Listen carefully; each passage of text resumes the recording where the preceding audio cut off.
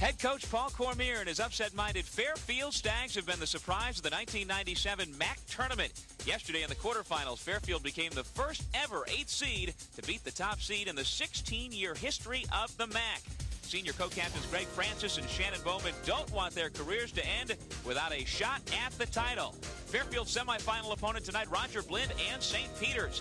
Fourth-seeded Peacocks took care of Manhattan in the quarterfinals yesterday. St. Peter's has a Diamond off the bench in Diamond Navarro, while the jewel of the starting lineup is MAAC Rookie of the Year, Ricky Bellinger. It's the MAAC semifinals coming up next.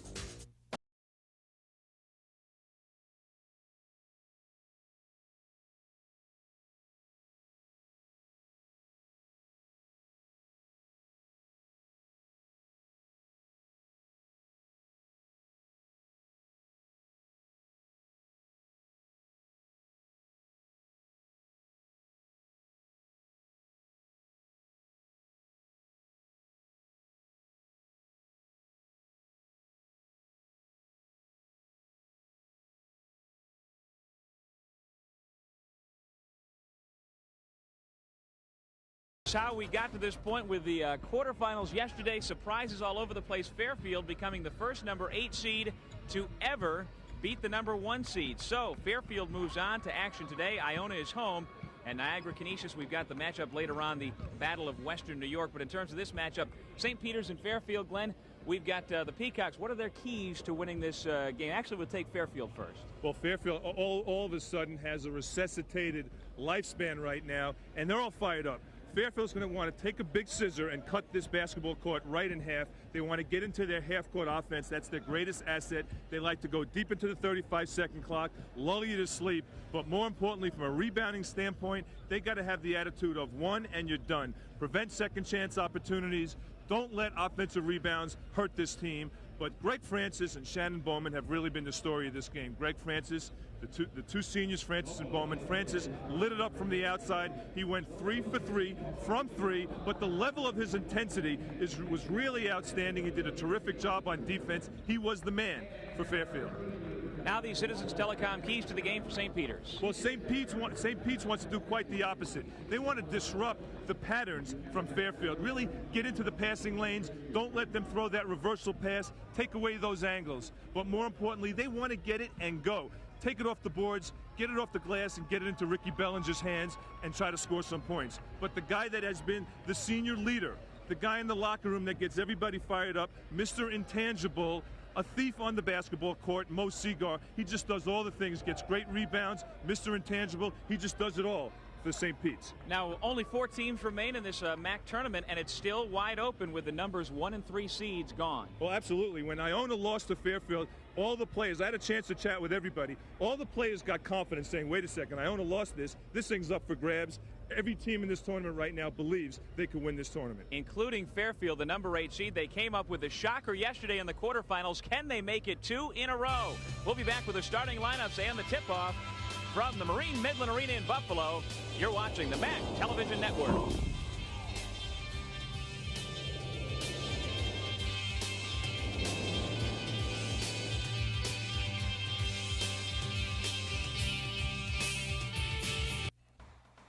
This game.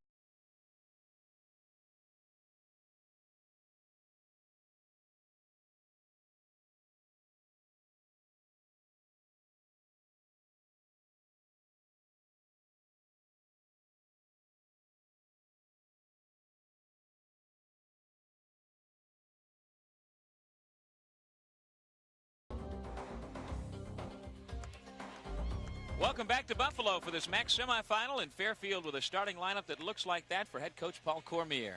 Well, Paul Cormier is giving Shannon Bowman his first start in 15 games. Bowman gets the call. He's playing the center position, only 6'4", but you know how valuable he is. He's got that high basketball IQ. St. Peter's brought to you by Citizens Telecom. Mo Seagar is the best defensive player in this league. Great matchup, Doug. Expect to see Mo Seagar on Greg Francis. All right, let's bring in the third member of our broadcast team for tonight's doubleheader, Howard Simon. Guys, this is the 16th year of the MAAC tournament. Never has the lowest seeded team ever made it to the finals. For you MAAC history buffs, the lowest team to ever win a MAAC tournament, the 7th seed back in 1987, Fairfield Stags. Guys, back to you. What do you know? The Stags are just about the best number 8 seed you will ever see in a MAAC tournament, by and large because Paul Cormier's club has come together and the injuries have subsided a bit.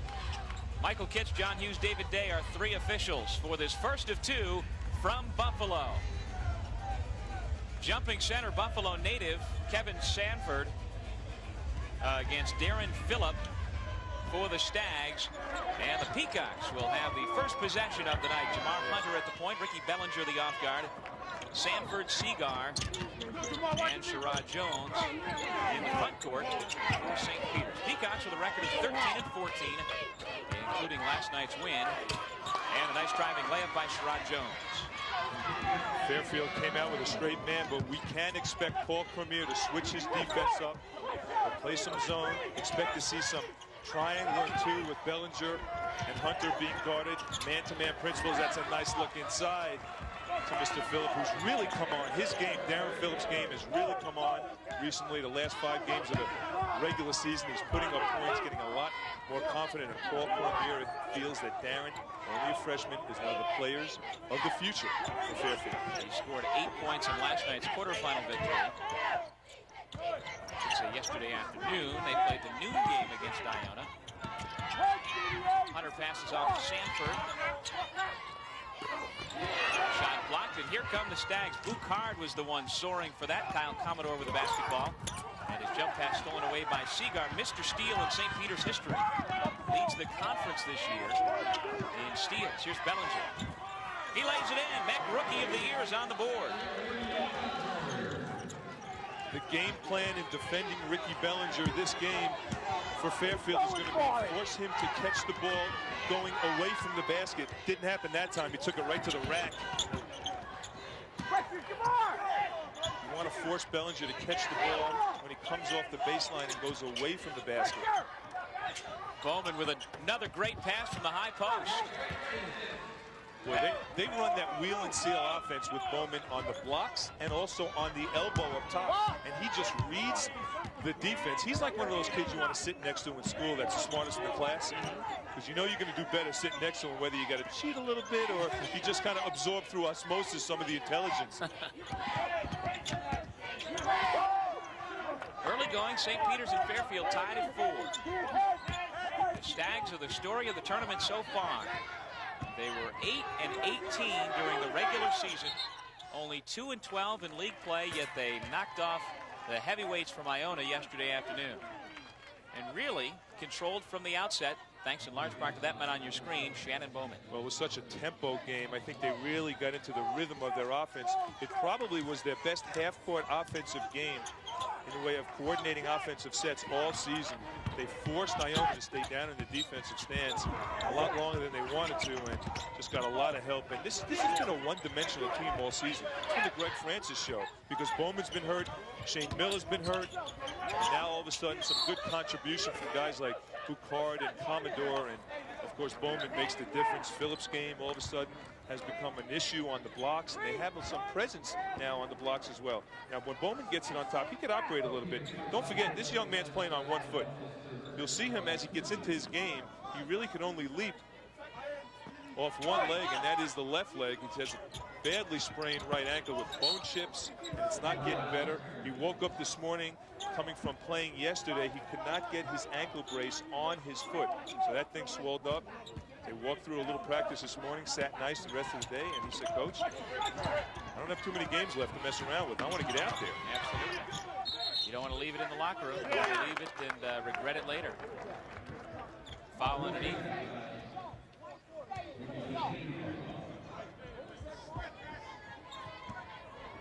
Peacocks basketball.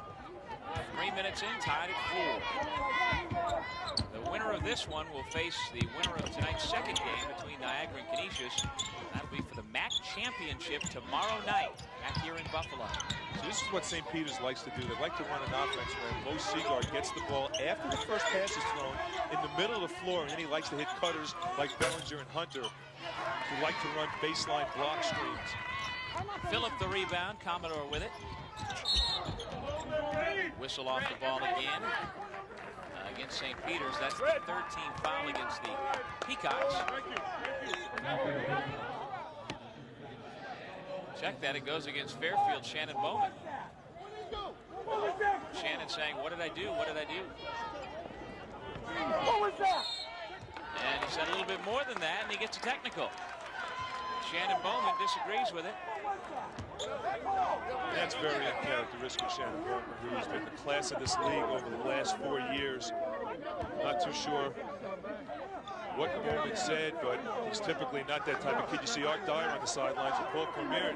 They're in shock as well because Shannon's not that type of a player. If you watch your upper left-hand corner, Shannon Bowman trying to establish position inside, and he kind of got arm locked with Sherrod Jones inside, and got called for the foul, and Shannon was about as surprised as the whole Fairfield coaching staff. Myself included, I thought Jones was the one who was whistled on the foul. Hunter at the line, misses them both. So it'll be St. Peter's basketball at midcourt. First substitution, Sunday Enojukin will replace Bowman.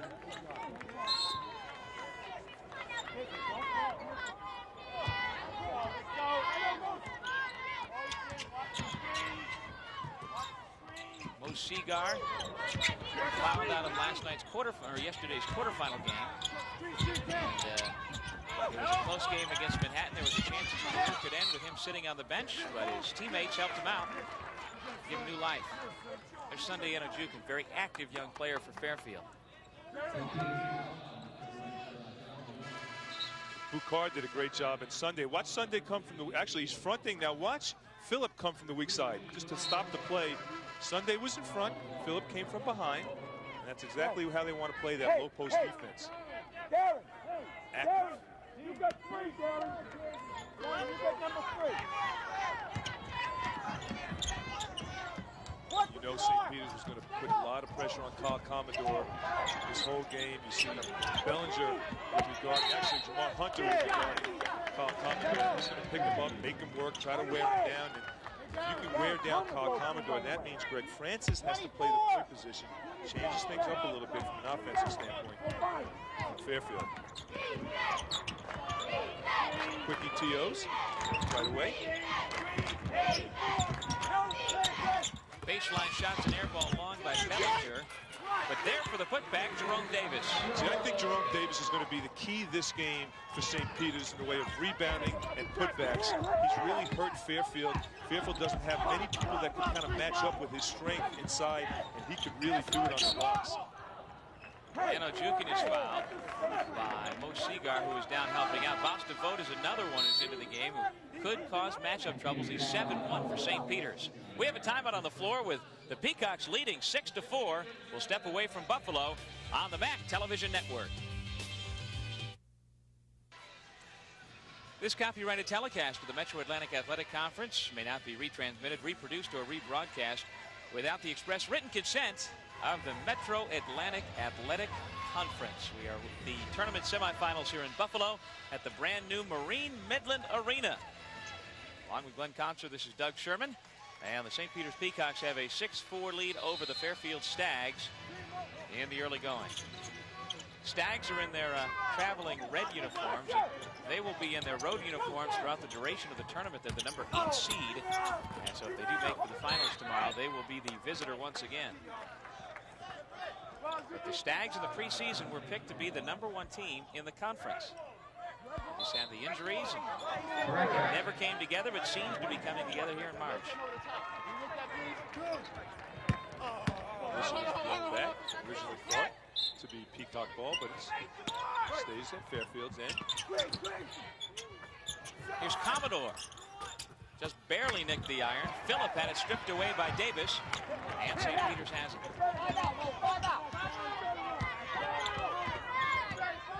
That's the first miss from the floor from Fairfield. They had hit their only 2 shot attempts. Right now, Fairfield is in a diamond and 2 defense with 2 guys playing Bellinger and Hunter man-to-man principles. Straight man on those 2 guys. Everybody else is playing a triangle zone. Watch it next time Fairfield's on defense. St. Pete's, their traditional blue-collar, tough man D. Just get into it. Didier Boucard with the basketball. He's a 6'4" sophomore from Quebec. This is Sunday Enojukin, also from Quebec, and he traveled. Anajukin originally from Nigeria, but because of his family, moved to Montreal, and that is where he calls home now. 6-4 St. Peter's. 5.5 minutes into the game. Paul Cormier, the head coach for the Stags, in his 6th year. He's a 1973 graduate of New Hampshire. Also had quite a coaching stint at Dartmouth before coming to Fairfield. Baseball guy like you, Doug. Yep. Played 2 years of professional minor league baseball. Heated.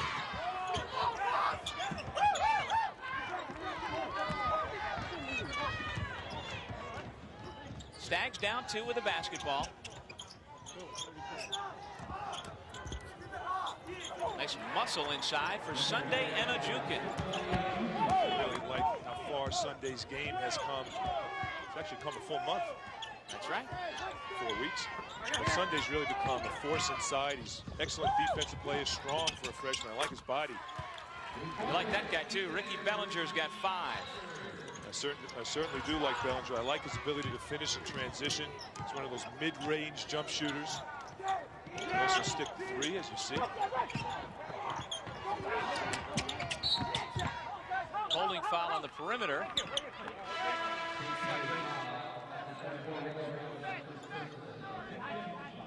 Fifth team foul against St. Peter's. St. Peter's is really trying to put tough perimeter pressure on the ball and force Francis to put it on the floor, and the double team came, but you can't reach. Anytime you reach on double teams, you're going to get called for it. Several new faces into the game now. For Fairfield, that is Brent Wall. John Tice has also come in, and Andy Busby for the Stags. Diamond Navarro is in the backcourt now for St. Peter's with Ricky Bellinger. This is Didier Boucard. Gets through the double team. Wait, springing his legs, getting himself a second chance, but he wound up stepping on the end line. So it's St. Peter's basketball. Boucard really could hit the offensive glass, and you're right, Doug. He's really got a quick jump to the offensive boards. He gets up high, and excellent defensive player. Got that Dennis Rodman gait to him when he runs. He's just a 6'4" sophomore. Brings lots of energy to the table. John Tice mixing it up underneath with Jerome Davis. Tice gets the personal. Well, the penetration was cut off by Busby playing that triangle. There's a triangle out top. A little push underneath. Mr. Tice. Back to live action, and Bellinger hits another 3. Now Bellinger, normally a 23% three-point shooter, proves that sometimes you can't base a scouting report on stats. Kid is just a scorer. 6'2" freshman from Charleston, South Carolina. There's another good scoring freshman, John Tice, but he caught the underside of the rim. It'll be Fairfield ball. Bellinger was the last to touch. Everybody's all right. Sunday Anajukin getting a hand, coming back off the table. See, watch Tice on this drive. He gets around Basti. I thought he should have went up with the left hand on the other side of the rim. Instead, he brought it back on the right side of the floor. Left side was clear open. Used the rim as a shield. Shannon Bowman's back into the game for the Fairfield Stags. He has 2 fouls, picked up the personal, and then the technical. Complaining about the personal. Doug, when you watch Fairfield's offense, you have to watch the other 4 players that don't have the ball. There's constant movement. Everybody's setting screens, back screens, and that's what makes Fairfield so tough to guard in the half court. They just kind of lull you to sleep and force the weak side away from the basketball. And a body bang. And a foul goes against St. Peter's. Greg Francis now talking to official Mike Kitts, trying to say, I should have gotten it. Here he is on the drive, and you see all the contact initially on Francis. See, they're extending the defense out, and they're actually bringing everybody outside the three-point line, and that allowed Francis room to penetrate. You have that house open up. You want to go in through the front door, right in the middle. 12-6 St. Peter's. Inside they go to Bowman. He will go to the line. That is where Shannon Bowman made his living yesterday afternoon in the 9-point win over Iona. Bowman scored 22 points. He was 12 for 14 from the foul line. Well, we talked about his basketball IQ. He just goes up, draws contact, just gets his arm, lays his arms into Boston, the defense. And Raj knows how effective he can be in the blocks. He has seen it over the past 4 years. Bowman's been so effective. One of those guys that's hard to guard because of his size and strength.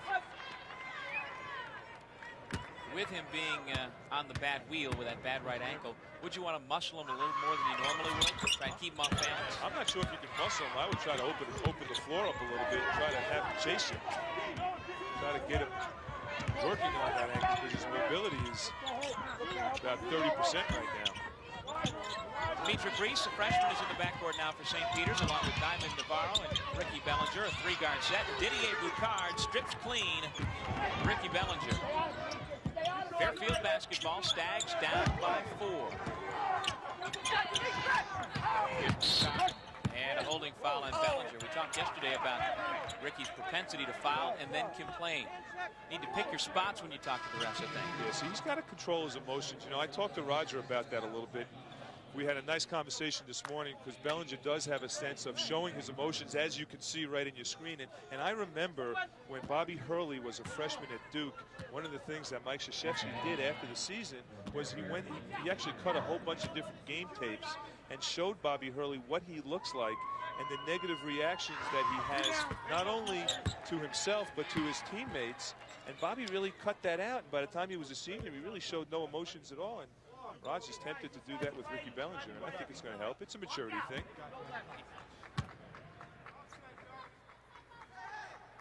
Boucard at the line. Here we go. Out. Bostavote with the rebound. Jamar Hunter back in the game. Starting point guard out of New York. Martin Luther King High School, 6 foot, 173 pounds. Off to Navarro. Back to Hunter. He anticipated Jamar driving to the basket. And he anticipated a little bit too far, passing it out of bounds. And it's a turnover. Timeout on the floor. Fairfield will have it when we come back. More MAAC basketball after this.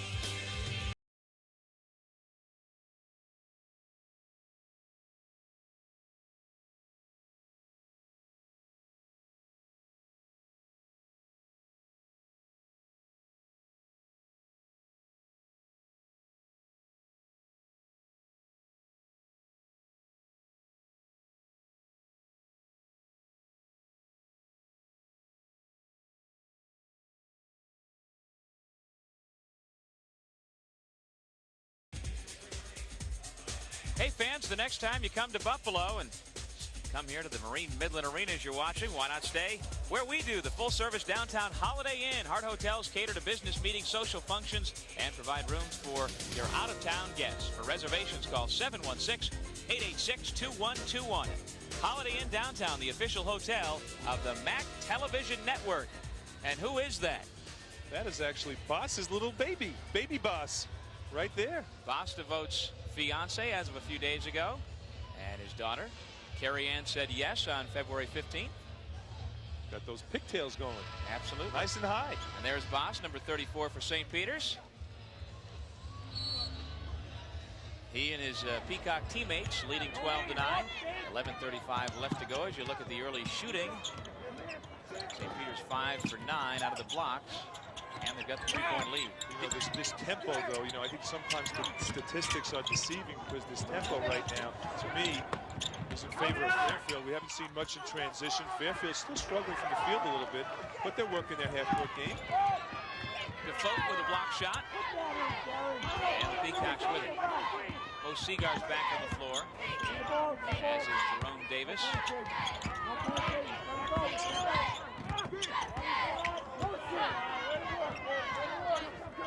St. Peter's likes to run a lot of staggered screens. They like to run the guards along the baseline, kind of like the old Cleveland Cavalier offense with Mark Price and Terrell Brandon going through screens. A couple of years ago, they were known for that. That's what St. Peter's likes to do. But Jamar Hunter and Bellinger come along the baseline, come off screens, and just yank that mid-range jump shot up.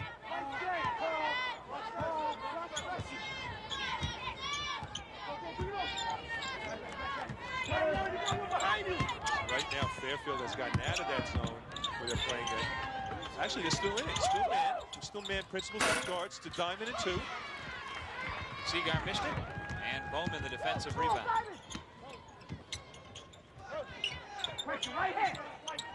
There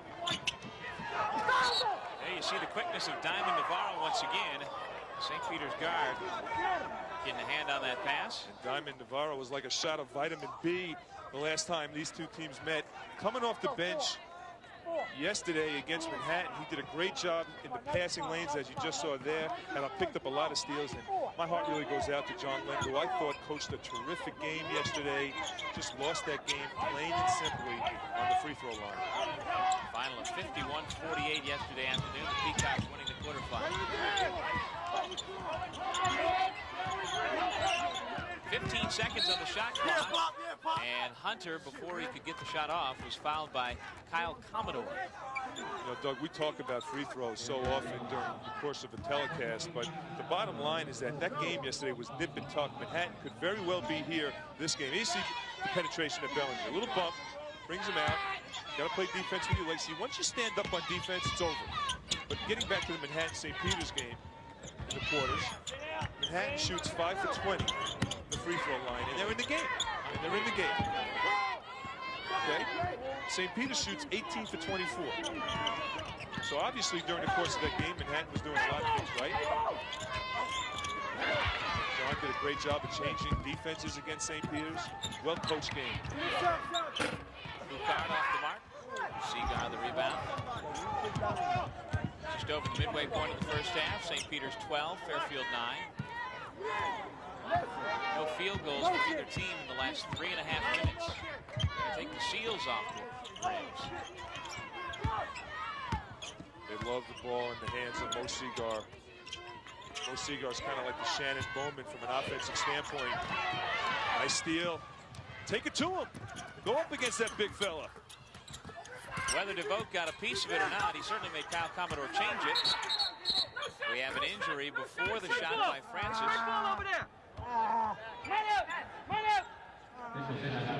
Didier Boucard is the injured Stag.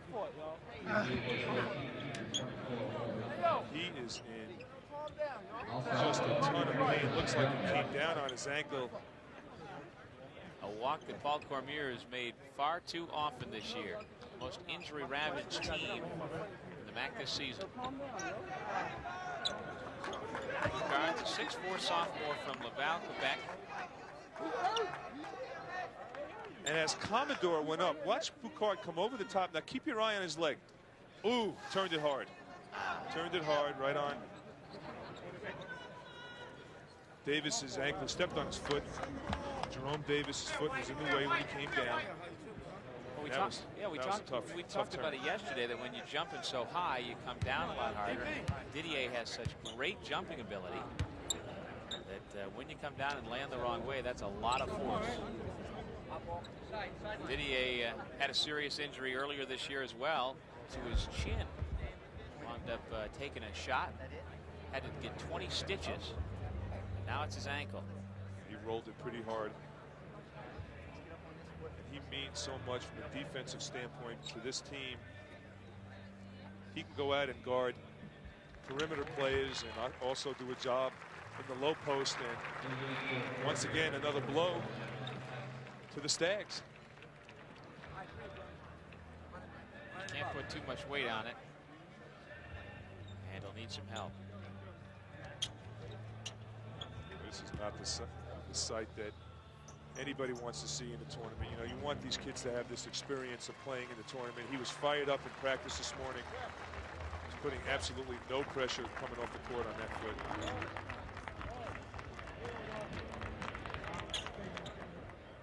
So while Boucard is helped off, John Tice has come back into the game. Tice, Commodore, Bowman, Phillip, and Francis.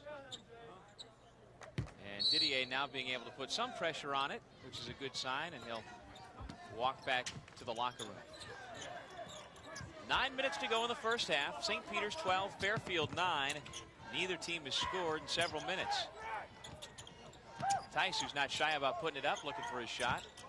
Here's Commodore from deep. Great box. How about that box by Jerome? Super job. Making himself nice and big. Blocking foul on Francis.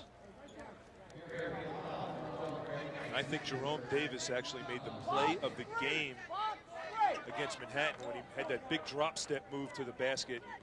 Little shake and bake move on the reach, so you can't reach. Once you stand up and reach, you're going to get called for the foul. No need for those fouls. What it does is slow things up. Fairfield setting the defense, straight man.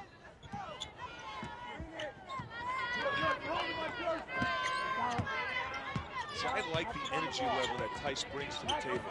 Just can do so many different things, can make threes, get rebounds. And right now, St. Peter's really executing a half-court offense. And Fairfield does not look like they have come out with the energy that they did yesterday. Yesterday they came out about 100 miles an hour. Today they look like they're coming out about 70, 80. They need to play at 100. And Jerome Davis' basket gives St. Peter's a 5-point lead. 14 on the shot clock. Tice thinks about it. And now does it, and he hits it. An exciting young player from Bayville, New Jersey, John Tice. Had a career-high 19 points against Siena back on the 26th of January. And he's among the team leaders in scoring. He's number 2 on the team in scoring, 9 points a game coming off the bench. There he is, going for the steal. Has trouble getting the handle, so he slows it down. But then he fires it up. Not bashful. Thought he should have kicked it to the middle of the floor. He would have got a better shot. Yeah, I think any shot for John Tice is a good shot, at least in his mind. Any shot. 14-12, St. Peter's. And Roger Blinn was very concerned about John Tice this game. He feels that Francis and Tice have to be prevented from curling around screens, because once they get that look around a screen, they're going to nail it. Brent Wall comes back in. Kyle Commodore goes out. That foul was on Darren Phillip, his first, and the 7th on Fairfield, and so to the line goes Jerome Davis for a 1-and-1. And he makes the first. Jerome Davis, 15th in the league in scoring. He averages double figures, just over 10 points a game, and an option that St. Peter's doesn't always go to. They always talk about the guard play, Hunter and Bellinger, but Davis is quite capable of putting up points. You see, he almost had the double yesterday in the quarterfinals. Like I said, he definitely made the play of the game when he drop stepped underneath on Manhattan, took the whole team up with him, had that long drop step, kind of just mid-range of the lane, and took it right to the rack with 2 hands and just brought the house down. Only about 6'5", too. He's not that big. 230 pounds, though. Take up some space. Foul on Sherrod Jones.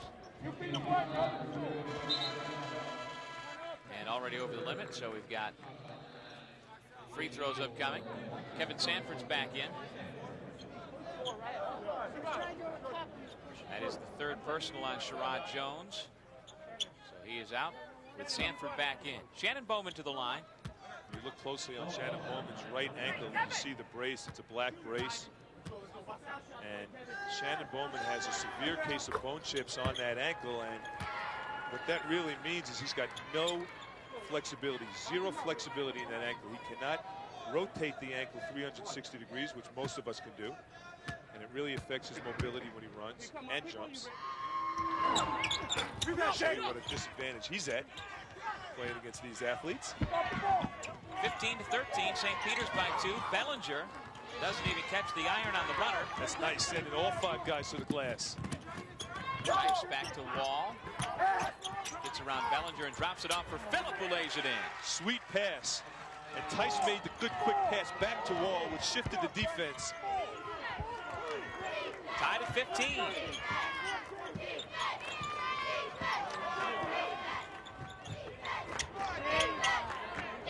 Diamond Navarro for Jerome Davis. Drives strong and gets the roll. Uses the glass nicely. That's 7 points for Jerome Davis. Whistling a foul.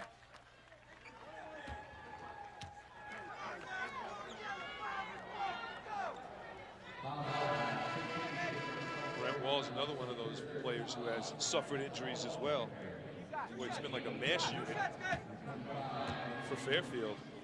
And Brent Wall said all of last year with 2 bad knees, not 1 bad knee, 2 bad knees, got him operated on. Tendonitis, top of his kneecap. A lot of guys get it on the bottom of their kneecap. He had it on the top.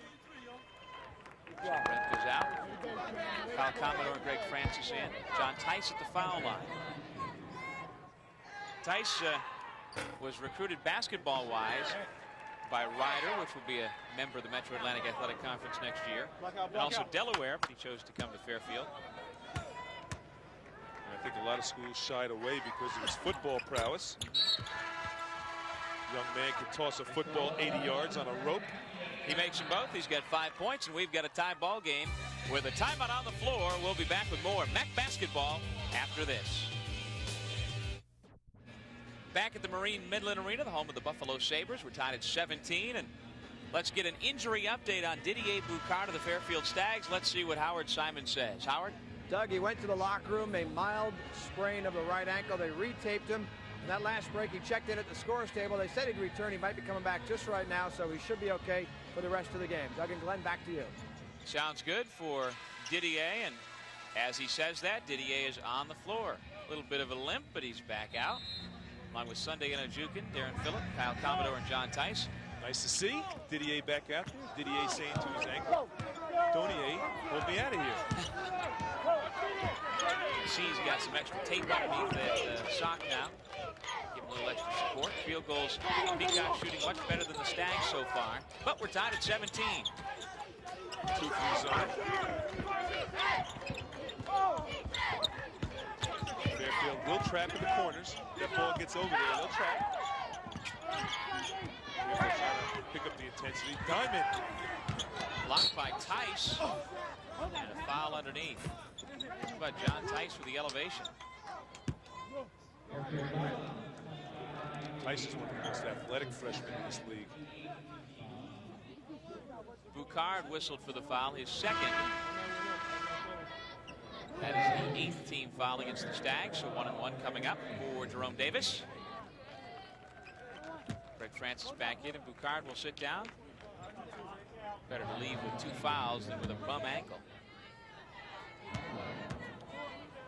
Davis has 7 points, make it 8. He and Ricky Bellinger both have 8 points, and they have combined for 16 of the 18 points. The Peacocks have scored. Sharon Jones with the other field goal.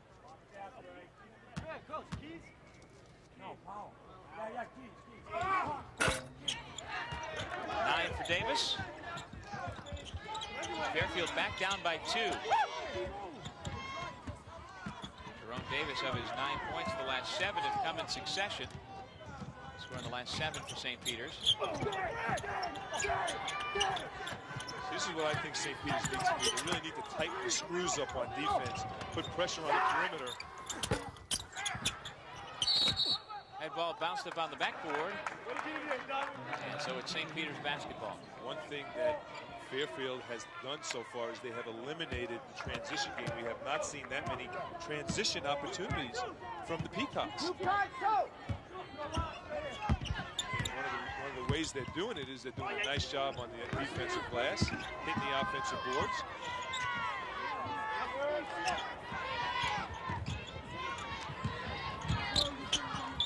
Mar Hunter in the corner with 13 seconds to shoot. And his shot is long. Francis with a weak side rebound. St. Peter's gets back. 4:40 left to play in the first half.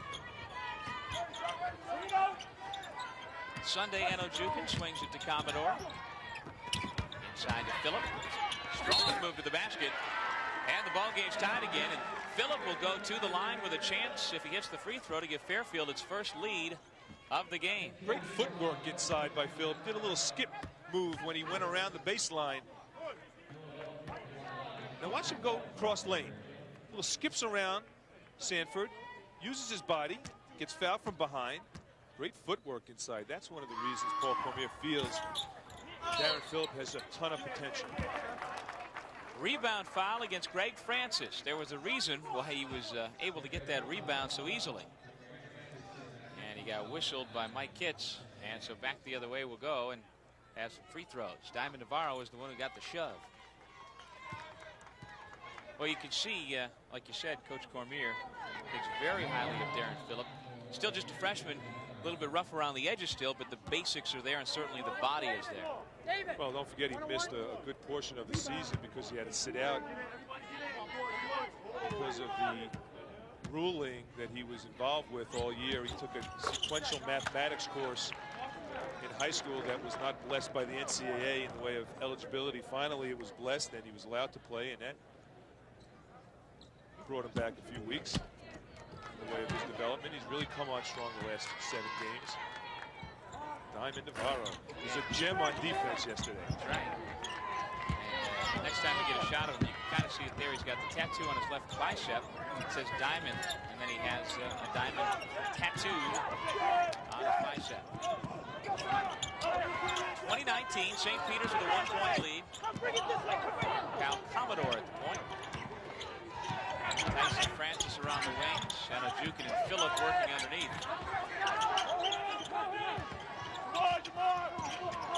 Fairfield going with 3 freshmen on the floor right now. Francis hits the 3, and the Stags take their first lead of the night. A sense of the 35-second clock. Francis pulls the trigger with about 3 seconds left. Big shot. Nice elevation on that J. Huh? Timeout call. Boss DeVoe will check back in for St. Peter's. 22nd timeout called by the Peacocks, who are trailing 22-20. First time the Peacocks have trailed. The winner of this one will move on to the championship tomorrow night, 7:30. You can watch it on ESPN. And the opponent will either be Canisius or Niagara.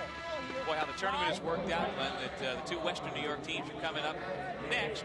And this arena should be full and rocking. It's immediately following this one. I think everybody's anxious to see Canisius play. They just executed so well. There's a few teams in the conference that really have a sense of the 35-second clock. Canisius is one of them, and so is Fairfield. You saw in that previous play, Francis pulls the trigger, and the whole team really had a sense that that shot clock was going down. He just pulled it, nailed it. Not much art. Kind of drilled it. Diamond Navarro with the dribble. Off to Hunter. Spinning on Commodore. Tried to find some help, and it winds up traveling.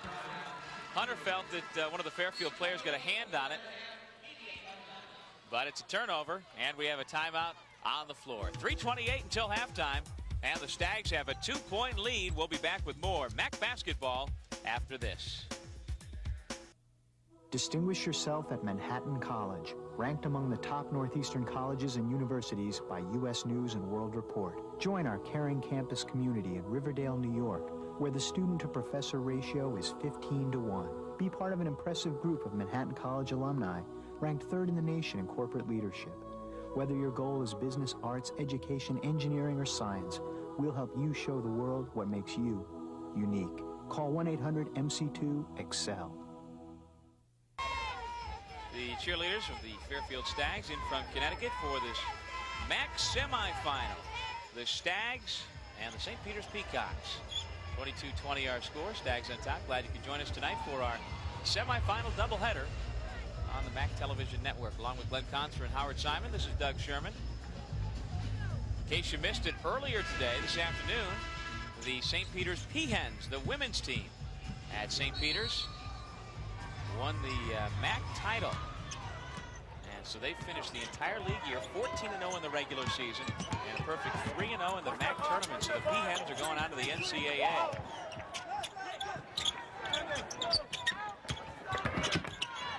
Meanwhile, the St. Peter's men are hoping to do the same. St. Peter's, the men have made it to the NCAA tournament a couple of times during the 90s, winning a couple of MAAC tournament titles. Great job defensively by Boss, who's now playing Shannon Bowman. Came back and helped out on Phillip. He has a tendency to change some shots when the ball's on the blocks.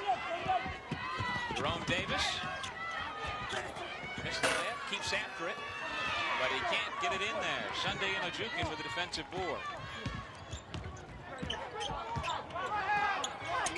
Bowman today from 17, and a one-handed rebound by Davis. Hunter into the lane, and the foul. No, it's a traveling violation. Traveling violation turns it back over. I don't like when I see guards get into the paint and turn your back. See, when you turn your back, you invite double teams. Now, he travels here. But see how he gets in the paint? When you turn your back, it's so easy for double teams to come and trap you. I think it's important for point guards when they get in there to keep facing the basket and don't turn your back, because you can see players open. Also, when you turn your back, maybe someone's open underneath. You got to hit them.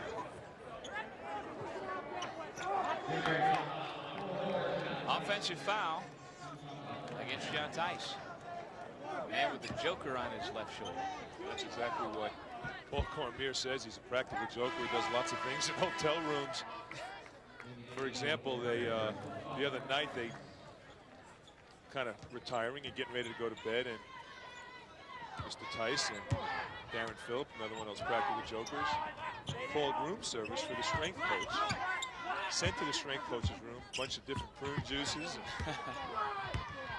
Got a 5-course meal, and there's a knock on the door. The strength coach comes to the door around 11 o'clock at night and says, "Wow, what's that all about?" Of course, they denied it, and they still deny it, but I got the inside scoop. As you always do. At least when it comes to prune juice.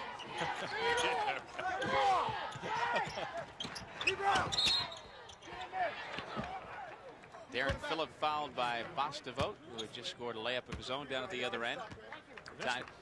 I'm sorry, Doug. That's one of the things that Paul Cormier was talking about regarding his Fairfield Stags, is that they really struggled this year. You see Phillip now putting it on the floor, not known to really get in the lane off the dribble, but Phillip showing that he's a little versatile out there at 6'6". But this team really struggled this year for Paul Cormier. They obviously had a very disappointing season, 3-11 coming into the conference tournament. Obviously, they were picked to win it, but the team stayed together. Developed good team chemistry, and obviously you needed good team chemistry to knock off Iona in the first round.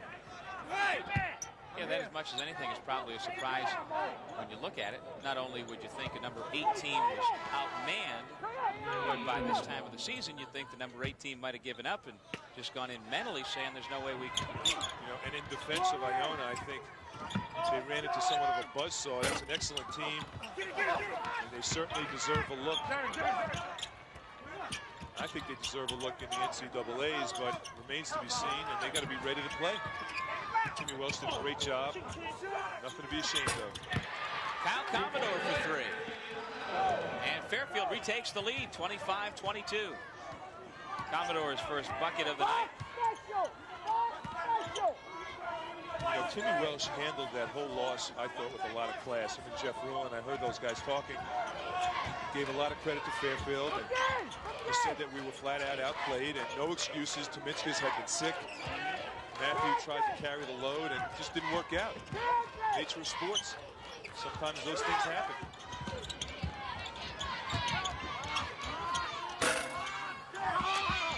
Hunter no good for the baseline.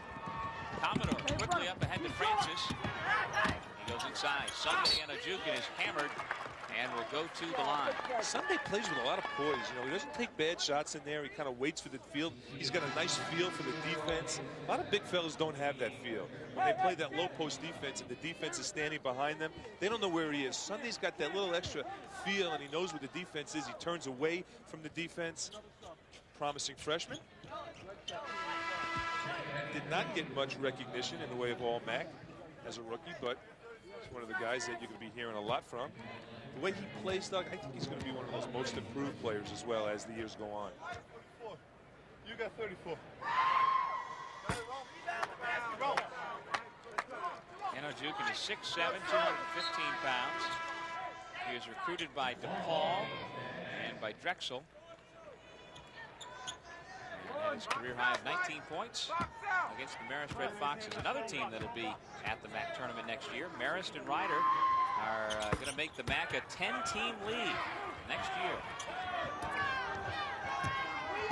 Just makes it that much more exciting. Two very well-coached teams, Marist and Ryder. 40 seconds left in the half. You see it on your television screen. Navarro buries the 3 and pumps his fist. Buries the 3 right in the gap of the zone. 30 seconds, takes the timeout. Shot clock is off. We've got 29 and 3/10 seconds left, and you see the 20-second timeout signal given by Paul Cormier to set up one final shot. 26-25, Fairfield on top. This has been close throughout. St. Peter's led for most of the early going, but the Stags now on top by 1. A very low-scoring game. This is exactly how Paul Cormier likes to play, and quite frankly, I think this is the tempo. I think that, and the score from the standpoint of being nip and tuck. Paul Cormier thought the Iona game was going to go this way. He just wanted to stay around. He just wanted to hang around. I think he was shocked when he came at halftime up 12. He almost was kind of scratching his head saying, wow, now we really got a coach. He wasn't too sure which way it was going to go, and I think the tempo arrow right now is pointing to Fairfield. St. Pete's needs a little bit of an injection of adrenaline and vitamin B to get this game in transition. They need some possessions. They need some opportunities. This team is dangerous in the open court. We just haven't seen it. That's the time remaining in the first half. Cal Commodore guarded by Diamond Navarro. Picked by Phillip. 10 seconds. Greg Francis. No good on the three. Andy Busby with the putback with 4 seconds left in the half. And time will run out on the Busby two-pointer. Fairfield's got itself a 3-point lead as they head into the locker room. Roger Blend, you can see the frustration on his face as we head to the break. We'll step away and come back to Buffalo on the MAAC Television Network. We're back in Buffalo, the home of the Sabres, and that's the saber-tooth tiger. You get it? I get it. The Buffalo Sabres mascot. I like it. You got the peacock strutting his feathers out there. He's got a handle. Look at that handle. That's not bad. He's a lefty. I didn't know the peacock was a lefty. Boy, the Peacocks could use him down 3. You never know. That is the most outgoing mascot I have ever seen all tournament long. He has been wanting airtime, and we haven't given him too much. But anyhow, speaking of this tournament, it's been a great few days out here in Buffalo, and the Marine Midland Arena is hosting it for the first time ever.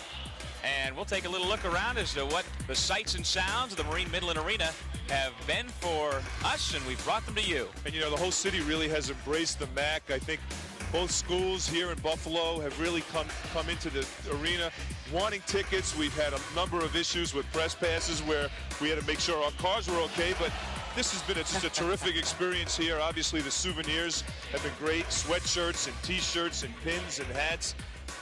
Really, Buffalo has totally embraced the MAAC. And everybody always looking for a handout, a freebie. You never know what you can get if you know enough people. And then they've taken care of us as well, catering everything. Fed us well. It really felt like I was at home. Everybody's trying to feed me here. I think my cholesterol level has jumped up a little bit with that Stromboli, huh? It's not a bad thing. A couple arteries closed the last couple of days. Now, one weekend out of the year, it's why worth not? it. They're doing it right. That's the Harbor Club right there. Great spread, huh? Salads. We were able to eat there a couple of nights ago for the MAAC banquet, which was terrific. Little brewskis and dogs, the concessions. Behind the scenes, there's the Jumbotron room. That's the guy running the 2 big Jumbotrons at either end of the building, and those are the guy, hey, out in the truck. Getting some camera time. Skip and Mike Foss. Need some airtime, and then some of the young fans enjoying things. Boy, did you have a hat like that when you were a kid? I could see you in a pink hat like that. I could still wear that. Huh? I could still wear that. Well, you got a problem with pink? Not at all. Maybe on you I do.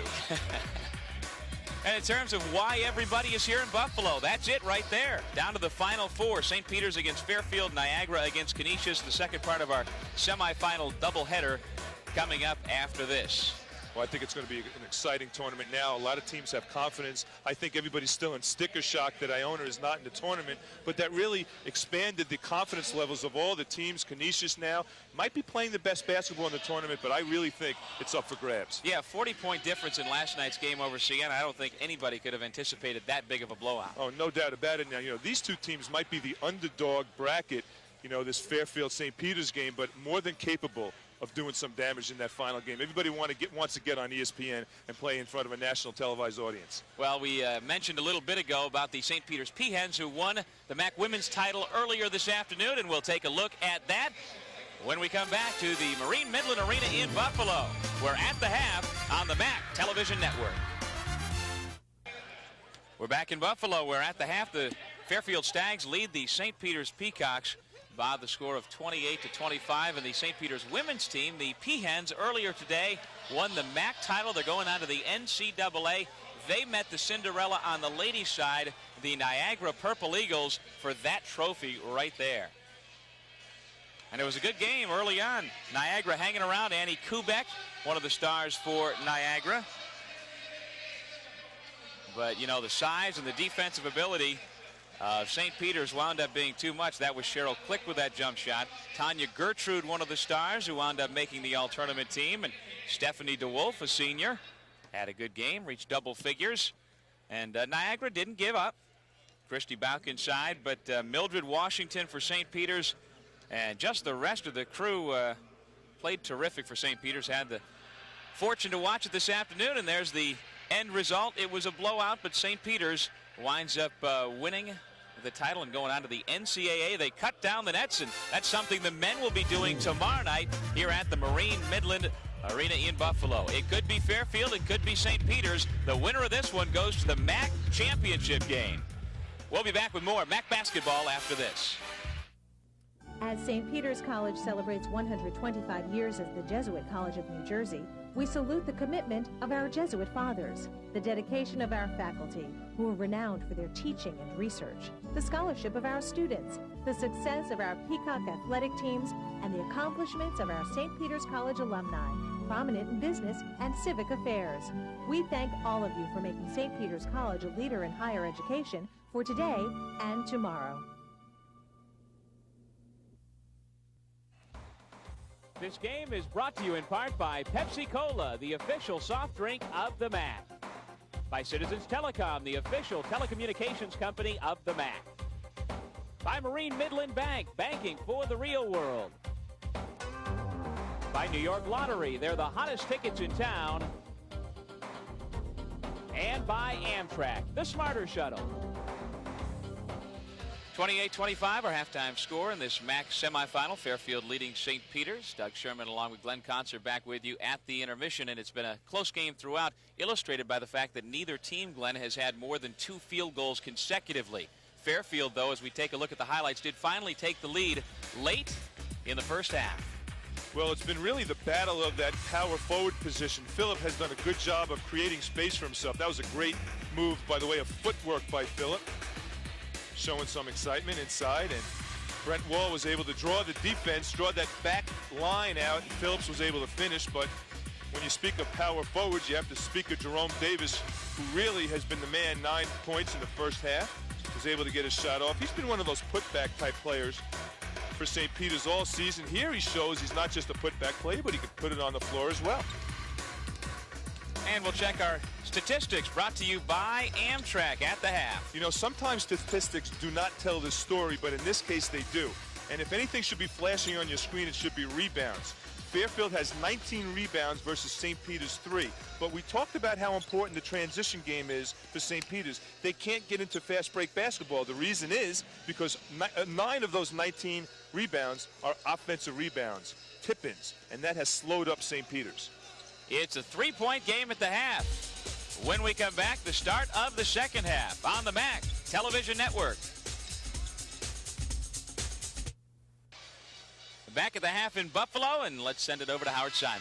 Guys, I'm guessing there was a fair amount of yelling going on in the St. Peter's locker room at halftime. Roger Blinn very unhappy with his team at the end of the first half. Remember that put-back basket, the second chance basket they had?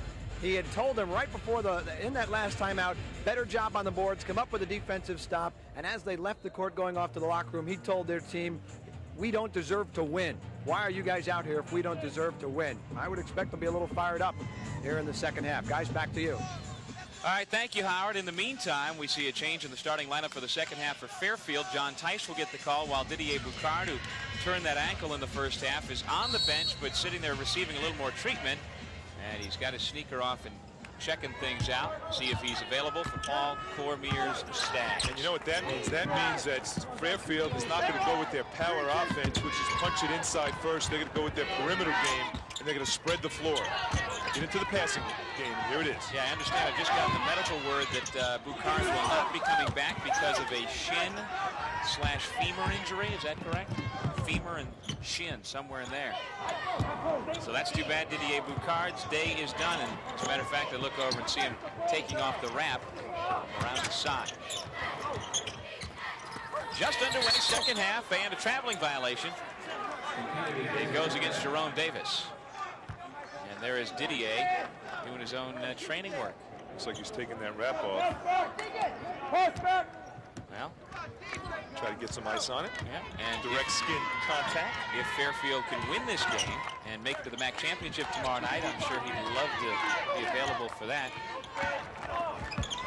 Bad pass and a steal by Seagar. Eyes the rim and lays it in. That's Mo's game. Stepping into passing lanes, great anticipation skills, and Commodore missed. Tice went back door. That's his first two. Jerome Davis has 9, Ricky Bellinger 8. By far the two leading scorers for St. Peter's. Fairfield, very balanced scoring. Darren Phillip has 6, John Tice 5, Greg Francis 5. Speaking of Darren Phillip, driving strong to the hole, he's got 8 points now. There are a lot of players that emerge in tournaments. Some players are quiet all season. Phillips is one of these types of big-time players that will give you the big game when needed. Inside Sherrod Jones, double teamed by Tice. And here comes John Tice. Too tight, too tight. Francis with a quick trigger. And he buries it. That's 8 points for Greg Francis. So the Stags have opened up a 6-point lead. 2 minutes gone in the second. You could really see Greg Francis has gotten back the rhythm of his shot since the Iona game. Something that has been missing all regular season, I think. Foul against Kyle Commodore.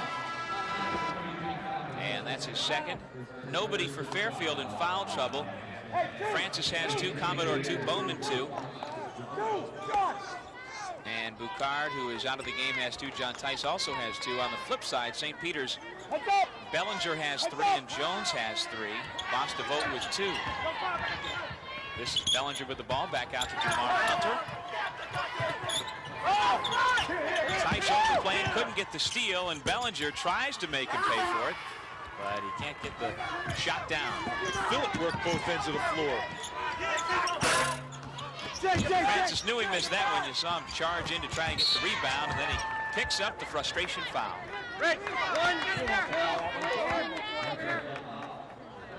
Even so, he's much more active despite picking up that foul you're talking about. You can definitely sense that Greg Francis is back into his normal rhythm for Fairfield. Greg Francis needs that adrenaline rush in this game in order for him to be effective.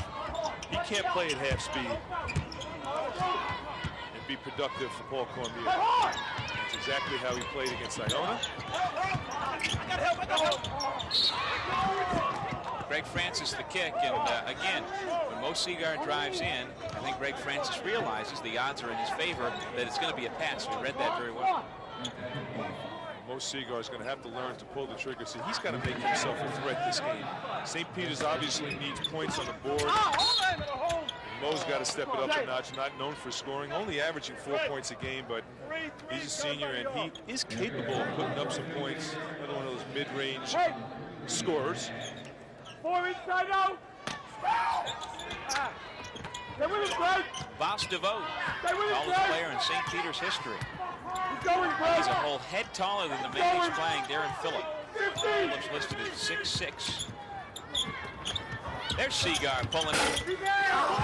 Devote tips. Bostavote again, and he doesn't get the roll. How did it not go down? Stepping out of bounds. And it'll be Fairfield ball. Boss, you got to get up there and slam it down. Roger Blinn just took off his jacket and put it back on. I thought for sure he was getting into the game. That was a little nervous twitch there by Roger. Little head fake. I went for it. Yeah, you did go for it. Foul underneath against Fairfield. Darren Phillip got caught for the elbow against Jerome Davis.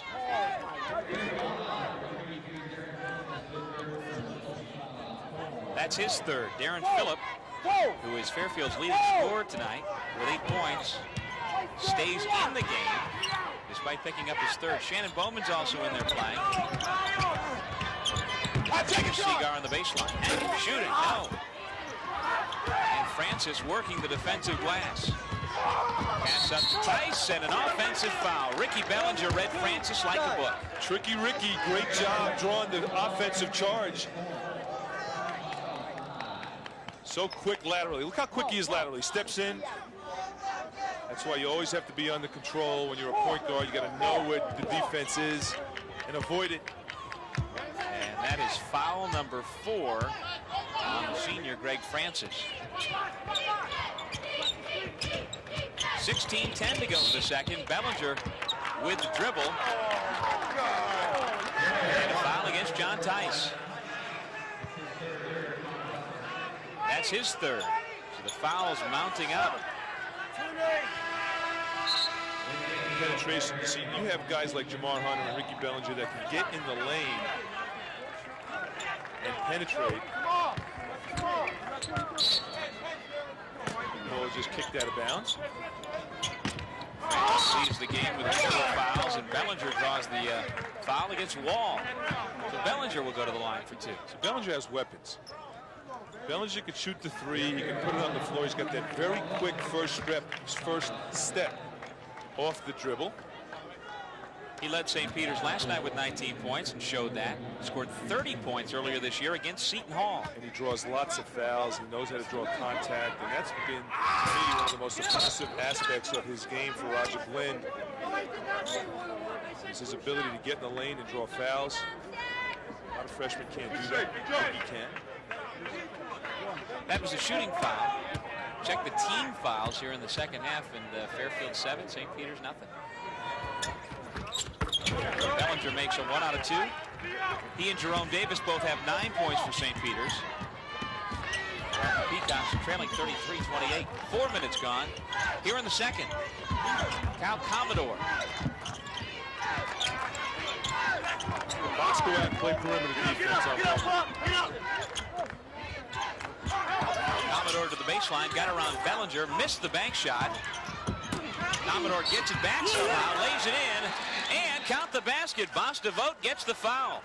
How on earth did Kyle Commodore at 5'11" get the ball back and score over the 7-footer? Commodore with the little brick house rebound underneath, kind of like a Harry Houdini play. Look what I found. Then he goes up, gets Boss on his back. Just kind of protected the ball with his body. Watch how he protects the ball with his body. He's got a 7-footer on his back right now. 7-footer on his back, kind of throws it up, feels the contact first. Still struggling from the free throw line. Foul on Basta Vogt is third. Boss this time clears it. Using a little elbow action to clear some room. 15:30 left to go in the second half. Fairfield, the number 8 seed in the tournament, which upset the top seed yesterday afternoon, has a 7-point lead on St. Peter's, and a turnover. Stags have it back once again. Shannon Bowman not only reads offenses, but he reads defenses too. Nice steal on the rim, no doubt, in the cylinder. And that's 10 points now for Darren Phillip. Count the basket. There is an imaginary plane that goes straight up from the rim. If that ball is up there, you can't take it off. Good call by the official. And we have a timeout on the floor with 15:11 left to go in the second. Fairfield 37, St. Peter's 28. You're watching the MAAC Television Network. Students come to Fairfield University to discover what the world has to offer and what they have to offer the world. They reflect, they act, they are changed by what they learn and do, and that changes the world. It's part of the Jesuit ideal of education, being, doing, being part of the world, and doing your part to make it better. At Fairfield, giving back is an important part of life, and almost everybody volunteers during their 4 years to put learning into action. Fairfield courses allow students the freedom to explore. Fairfield professors lead by example. Ideas transform experience, and there is no substitute for experience. That's why Fairfield gives students so many opportunities to extend learning beyond the classroom. Fairfield University, where the world of the mind and the real world meet. Back at the Marine Midland Arena in Buffalo, Doug Sherman, Glenn Concert with you for the MAAC semis. Fairfield with a 9-point lead, and Roger Blynn's St. Peter's Peacocks Checking out the foul trouble. A lot of fouls for the Stags. Despite the lead, that story right there might wind up being the story. St. Peter's also has its share of fouls, but Greg Francis most notably has 4 fouls for Fairfield. He's on the bench right now. That's a deep bruise when you have Francis on the bench. You need him on the floor. His perimeter scoring skills. You know what that means? That means Mr. Tice has to step it up and shoot. I don't think he'll be shy about it. Blocking foul is Bellinger. Drove in hard, and Eno Jukin gets the foul and the worst of it. Looks like he got popped up around his neck. He's slow getting up. Looks like he got the wind taken out of him as well. He's coughing a little bit. He did. He got popped right there. You get popped in the middle of the chest like that. He's going to hit the throat as well. Holding his throat at this point. That's his first. And the 8th on Fairfield in the half. St. Peter's has been whistled for just 1 since halftime. Bellinger into double figures. He averaged 16 points for Roger Blynn's club as a rookie. He's a freshman from Charleston, South Carolina. A 7-time MAAC Rookie of the Week. We talked about this a few weeks ago when Bellinger was closing in on the all-time record for MAAC Rookies of the Week award, and he never quite made it. Lionel Simmons, now of the Sacramento Kings, when he was at LaSalle his freshman year, won it 9 times. Bellinger won it 7 times this year. Bellinger was awfully close. Nice little curl pass. You see, when you throw a little spin like that, it comes back to the low post player, and Phillip did a nice job of moving from the weak side. And that's the thing that's so impressive about Fairfield's offense. Everybody moves, constant motion. They run a lot of quick sets. They don't just run a motion offense. They run a lot of quick sets, but it's the off-the-ball movement that impresses me so much about Paul Cormier's offense. He's a very good teacher of that. Paul kind of changed his mode a little bit, you know, after he knocked off Iona. You know, I called him up a couple of days ago. What a difference a few days make. I called him up, and my secretary said, hey, Glenn Conzo's on the line. He picked up the phone and said, City Morgue.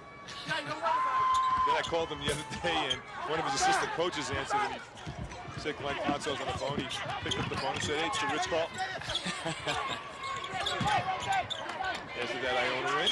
His opening statement to the press on Media Day on Thursday was, I haven't got much to say. What little sense of humor I had at the start of the year is gone. He's got it back. Kevin Sanford with the reverse layup. His first 2 today. The Turner Carroll graduate, native of Buffalo.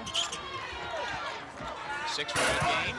And 2 Peacocks knocked the ball out of bounds. So in that case, 2 Peacocks is not better than 1. Diamond Navarro and Mo Seagar knocked it out. And so the Stags will have it back. John Tice, number 4, the trigger. Tice has it stripped away by Bellinger. Nice job. All of a sudden, St. Peter's is getting very aggressive on defense. Bellinger really becoming active, and Mo Seagar. You know, Mo Seagar is one of those guys that could truly impact the game without scoring points.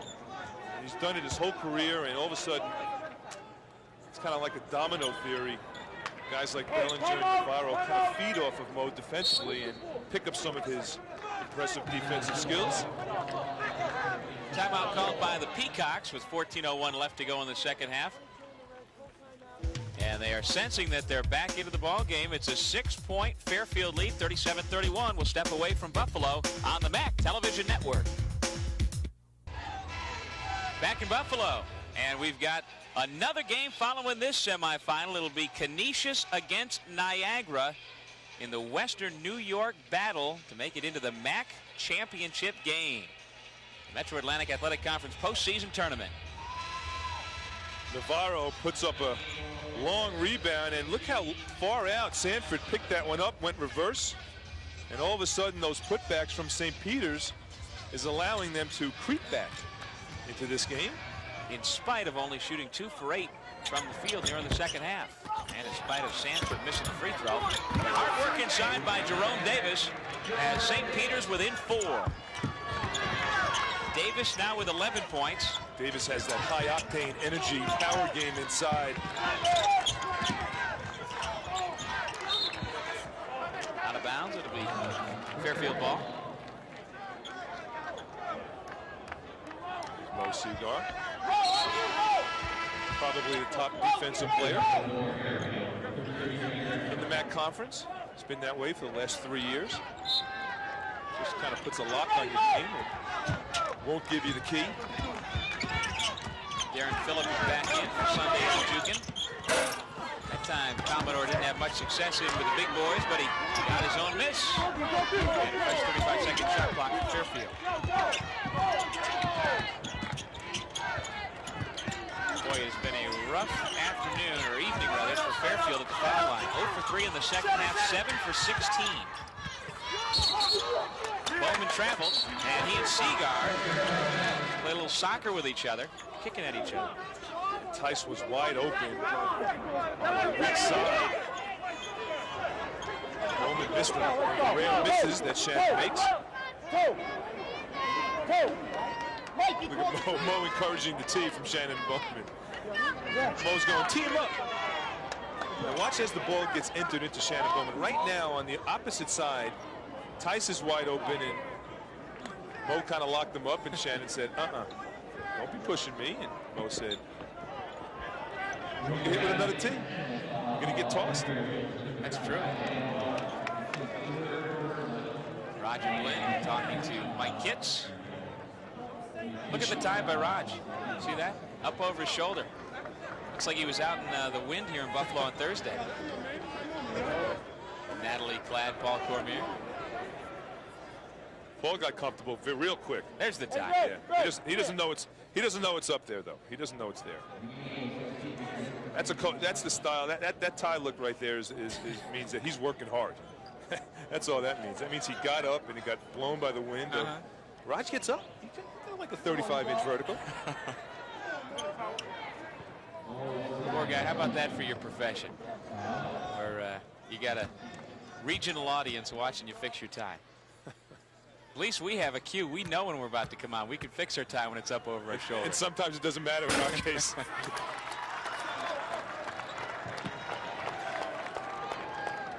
St. Peter's creeping back in. A free throw here would make it a 2-point game. Well, 1 out of 2 for Mo. Roger's done a great job here at St. Peter's. He really has. So has Paul at Fairfield. Roger has done a great job recruiting, getting guys like Ricky Bellinger. I mean, when you get a recruit like Ricky Bellinger, and Roger's one of those guys you want to play for. You know, he's one of those guys that if I was a player, I think I'd want to play for Roger Blinn. He's got good communication skills and knows his X's and O's and lets the kids play. Bellinger now.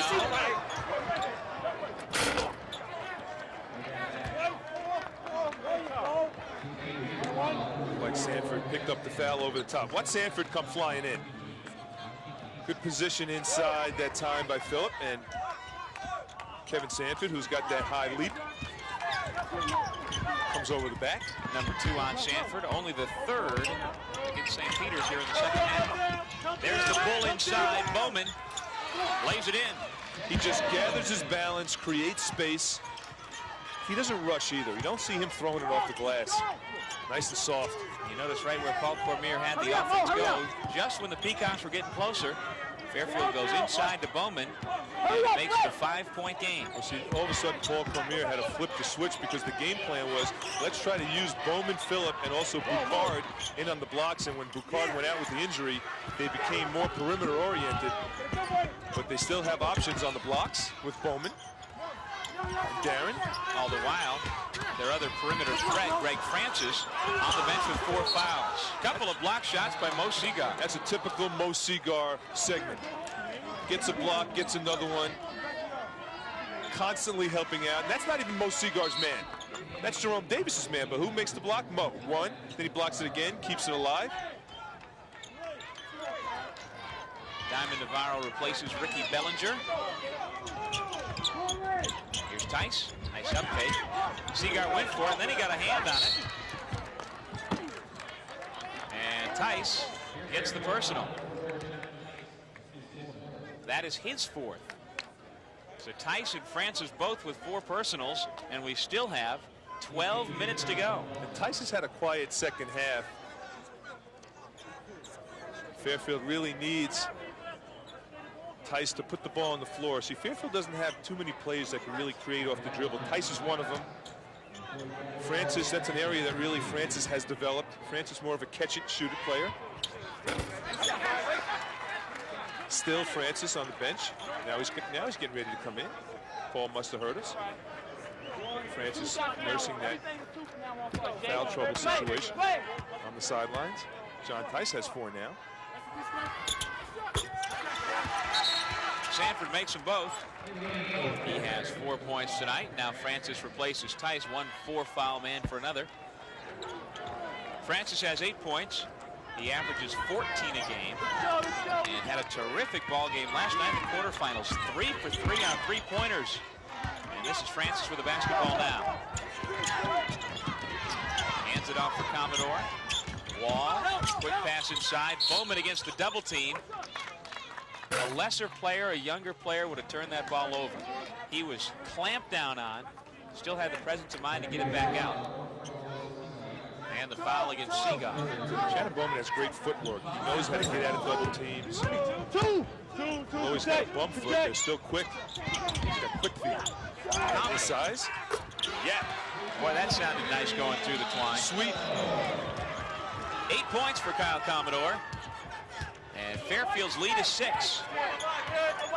11:28 to go in the second half.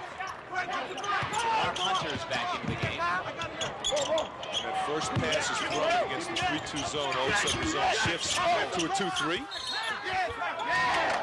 He walked. Thought Jerome Davis did a terrific job gathering in that pass, but then he was quickly triple teamed. Where they really collapsed hard on Davis, and once that ball goes into the low post, the guards just kind of go in and dig it out. Francis and Commodore are right there just kind of waiting for it. Like bees on honey. Navarro goes for the steal. Commodore spins away. Let's see if he can make it 2 in a row. He doesn't. There's Davis going after the rock.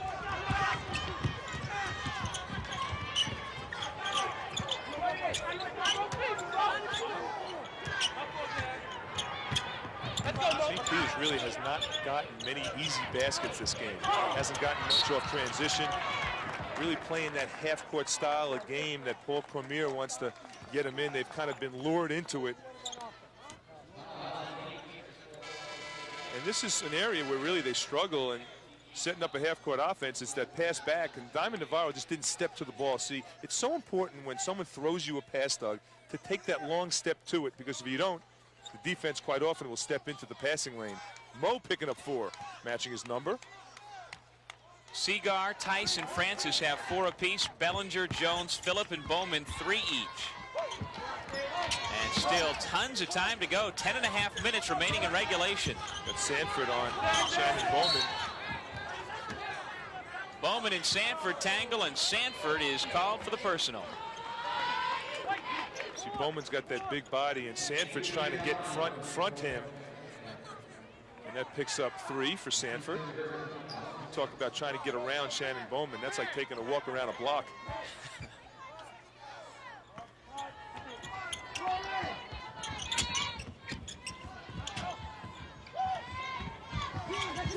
Darren Phillip calling for the ball underneath. If Kyle's going to get it to him, he's got to take a dribble to the sidelines and throw a little hook pass. They'll run their offense. Shot clock inside of 20. Francis glances up at it. Sees they have time. So I think St. Peter's has to put more pressure on the perimeter. Just like that. Seagar with the steal. Into the slam. And at the midway point of the second half, we've got a 4-point game. See, Mo just picks you apart slowly.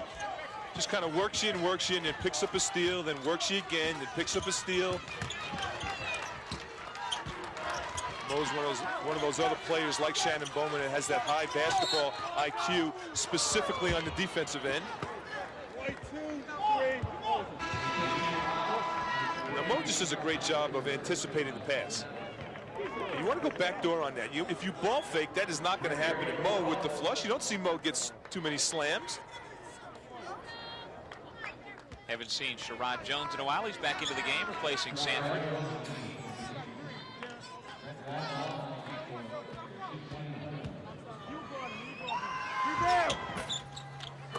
Ball missed it. 42-38. Fairfield on top. Baltimore Mayor's Club trying to hold out for another upset that would spring them into the MAAC Finals tomorrow night. The Stags are the number 8 seed. Unbelievable. Roger Glenn making a little gamble, keeping Mo on the floor now. I think it's a good gamble. Layup for Jerome Davis. Crowd wanted another slam dunk, but Jerome didn't quite have the ups. That's 13 points for Jerome Davis, and the Peacocks are within 2. Commodore, nice bounce pass, and Phillip lays it in. Very nice. Great spacing by Fairfield. The court was spread wide, preventing weak side defense to help out on Commodore. That was the key on that segment. 22nd timeout called by Roger Blinn, St. Peter's Peacocks. They are trailing by 4. See, the spacing here was great. Everybody was standing about 8 feet away from each other, and that allowed the weak side defense to keep away, and all of a sudden Commodore came in, drew the defense. Jerome over the top, just couldn't get up. He needed about 3 more inches for the slam on that one. He was lucky, though, that he was able to change what he was thinking and just lay it in. That would look like a play on the way up, and he might have missed it. Yeah, you get caught kind of like in the middle. Do I dunk it? Do I lay it in? And sometimes you miss it. That's what we understand. Not like you're talking from experience. No, not at all. Not me. Slip a piece of paper on the mic, great leap. Not too sure if you were the high riser yourself, though. I can't envision you coming down and slamming on people in the open court. No. Huh?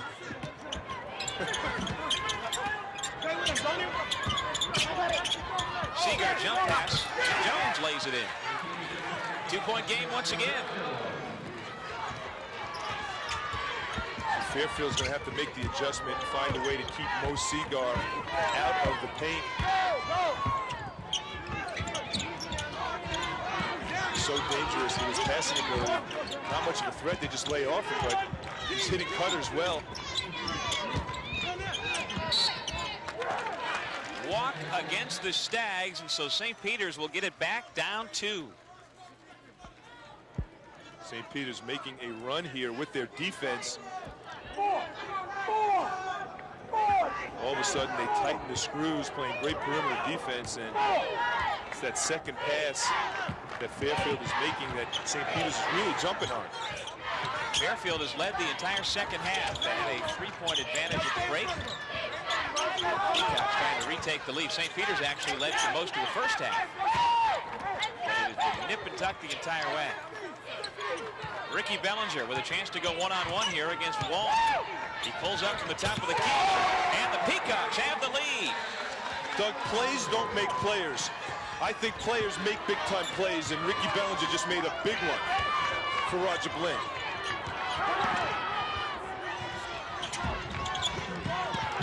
Here's Phillip, already working with his career high. He's now got 14 points. The best he'd ever done as a collegian was 11. Darren Phillips single-handedly keeping the Stags around. How about the freshman just taking control of this game? Bellinger doing a terrific job. 13 points. 14 for Phillip. Darren just taking over in the low post. So the Stags have retaken the lead by 1. 15 seconds on the shot clock. Jamar Hunter thinks about it. Seagar off the mark. Jones in there fighting for it. Wall on the floor. I guess that makes sense. Wall on the floor. Francis with a little pass inside to Bowman. And Shannon lays it in. Fairfield by 3. And Mo Seagar just had to back off Shannon because he just went right at him, trying to get that 5th foul. Mo, with a good decision. Bowman's got 7. Bellinger misses the shot. Fans wanted a warding off fight. Like he may have given a forearm to Commodore. No harm, no foul, and the Stags get it back after the miss. Commodore went down like a bag of rocks. 22nd timeout called by Fairfield. There's Ricky Bellinger.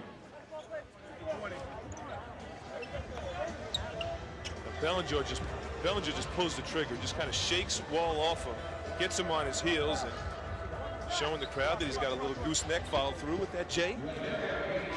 He is the 1997 MAAC Rookie of the Year.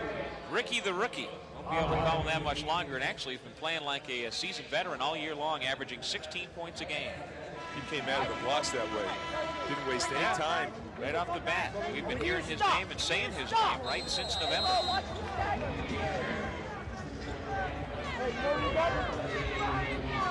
48-45. Fairfield on top by 3, and everybody, it seems, is in foul trouble. Both sides with plenty of foul trouble. Still nobody's been disqualified today because of fouls. Francis from 20, another line drive shot. It's like a laser. Now he's got 11. See, Mo didn't put his hand up on that shot, and I thought he should have. There's no contact. When Francis went up for that shot, he was able to kind of measure it and just nailed it. Francis has 3 3-pointers tonight. And Fairfield on top by 6. Fairfield staying in the zone.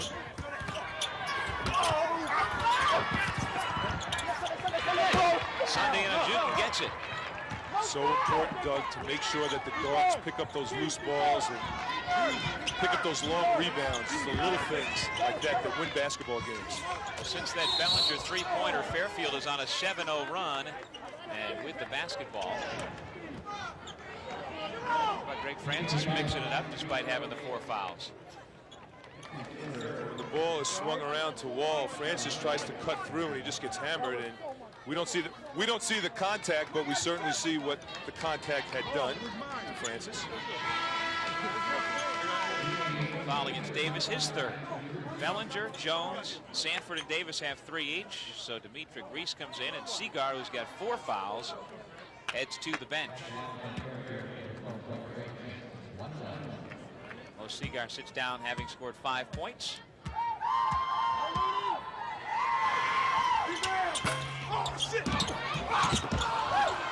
Second chance by Wall denied at St. Peter's. Has the ball trailing by 6. Just over 5 minutes to go. And Jamar Hunter doesn't let St. Peter's roll over. That's just his first bucket of the night. Came at a good time. That was deep. That was about 20 feet. 5 minutes to go. The winner of this one goes to the MAAC championship game tomorrow night. Commodore, nothing but that. Boy, he's had the touch here in the second half. He's up to 11 points. Man, Commodore with an answer right back. Jamar's mug. Bellinger called for the offensive foul, and that's his 4th. So that's what I like about Sunday's game. He's active on defense. Knows how to play that position basketball underneath. Draws charges. Active. That's a strong body right there as well. 4 minutes and 40 seconds left in the second half. We've got a timeout on the floor. It's a 54-48 game. You're watching the MAAC Television Network. What are those stories? That about people. Try an interval of about 15 milliseconds. That's half of what the PISA was given.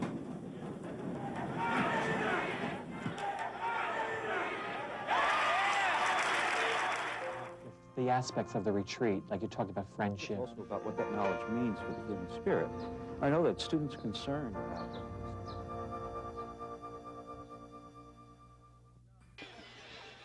St. Peter's searching for ways to extend the 2-3 zone. One of the ways to bust it open is to nail that little wing shot. Hunter became the hunted and just nailed it. And that snaps the 7-0 Fairfield run. And so a couple of big 3-pointers to help St. Peter's hang around. The first by Bellinger, and then Hunter, his backcourt mate, stepping up and doing it for Roger Blind. 54-48, Fairfield on top. 4:39 left to go in the second half. Roger's fired up. He kind of senses a little bit of a run. Percentages coming up from the 3-point line. We didn't see much of it in the first half. Brent Wall on the right wing. And Ojukin faces the basket. There's Francis to the baseline. And we've got foul number 5 on Mo Seagar. So Seagar's the first to head to the bench, fouling out. Chances are there will be several more to follow. A lot of folks are in foul trouble. And this young man has just fouled out of the game, and even though he doesn't put a lot of points on the board, this is a major blow to St. Peter's because he just brings so much to the table on the defensive end. He's a stopper, he rebounds, he blocks shots. Probably one of the best weak side defenders I have ever seen, and that includes Big East, A-10, MAAC, doesn't matter. We saw the just sequence so active in the first half, where he picked up 2 block shots in the same play, and he was the weak side help. So with the break for the foul out, both coaches take advantage with the huddle up and talk things over with 4:17 to go. The winner of this one will play tomorrow night in the MAAC championship against either Niagara or Canisius, and the fans are starting to trickle in here to the Marine Midland Arena because the game we've got coming up for you next has loads of local interest.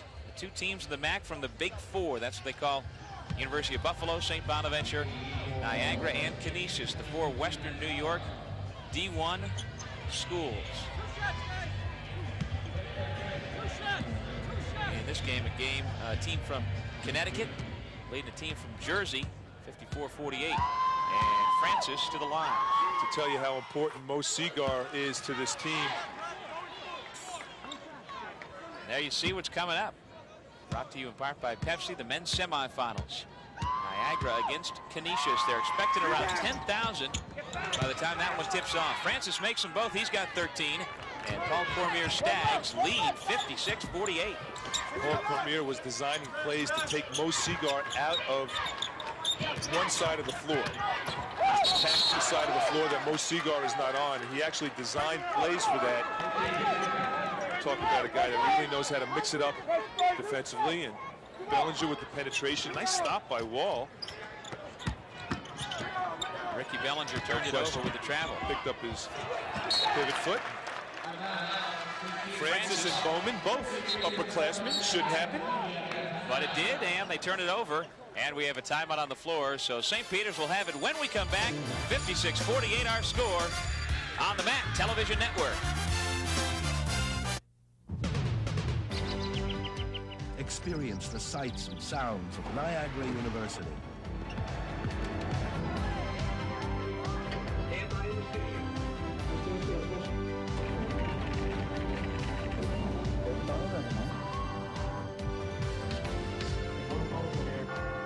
For a visit, call Niagara University at 286-8700.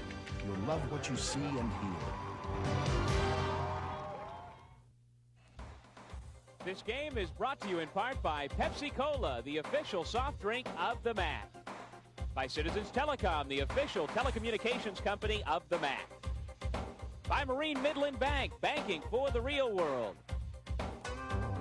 By New York Lottery, they're the hottest tickets in town. And by Amtrak, the Smarter Shuttle.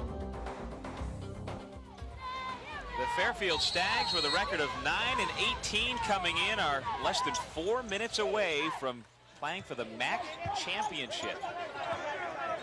Points off turnovers. Fairfield really dominating, and a little bit of a surprise this game is another turnover picked up by Fairfield. But interesting thing about those points off turnovers, we really didn't see that much transition basketball off those turnovers. They really can't. Like on this play, picked up a turnover, they ran a half-court offense and scored. Leading scorers for Fairfield, Darren Phillip has 14, Greg Francis 13, Kyle Commodore with 11, 7 for Shannon Bowman, 5 for John Tice. Bellinger picked off the rebound. The runner got a blocking foul, so Bellinger will go to the line to shoot 2. Ricky's the leading scorer so far with St. Peter's. He and Jerome Davis both have 13. Commodore getting up slowly. So Commodore stands up. Watch how he stands up. See how he stands up? That's why it's a block. If he stays down in a crouch position and moves his legs, good chance he would have picked up the charge. But instead he picks up the blocking foul, his 3rd. You got to get your bottom down close to the floor and just kind of draw it. You stand up and try to draw a charge. It's tough to do. Can be done. Not easy. Bellinger, a 65% foul shooter this year. He's a expect some full court pressure. If not full court, expect St. Peter's to really tighten the screws once Fairfield brings it over half court and put great perimeter pressure on the guards. Here's the full court pressure. 56-50 Fairfield. Renwall breaks the press. And he missed the layup. Good job by Jerome Davis to hustle over and make him miss that easy layup. Thought he should have kept it in his left hand when you're on the left side of the floor. For all you young fellas out there, keep it in your left hand. Use the left side of the glass. Bellinger. It's a good shot, but didn't get the roll. Good rotation, good release. Right on, too. But didn't get the splash. The Peacocks still down 6. Watch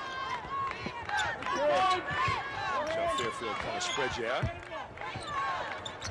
Like to use the whole court. Jamar Hunter pressuring Commodore, who gets around him. Commodore caught a break. Don't leave your feet. Keep your dribble. 10 seconds to shoot. Good defense by St. Peter's. Francis. And we've got a foul. Ricky Bellinger has just fouled out of the game. He is number 2. He'll join Mo Seagar on the end of the bench for St. Peter's. So the Peacocks have lost their senior leader, and now they lose their leading scorer. Bellinger's gone with 15 points. And with 2 minutes and 20 seconds on the clock, that really limits the options of St. Peter's from an offensive standpoint. Now you have Hunter that can penetrate and put it on the floor. And my feeling right now, if I'm Roger Blinn, go inside to Davis. Get him on the blocks.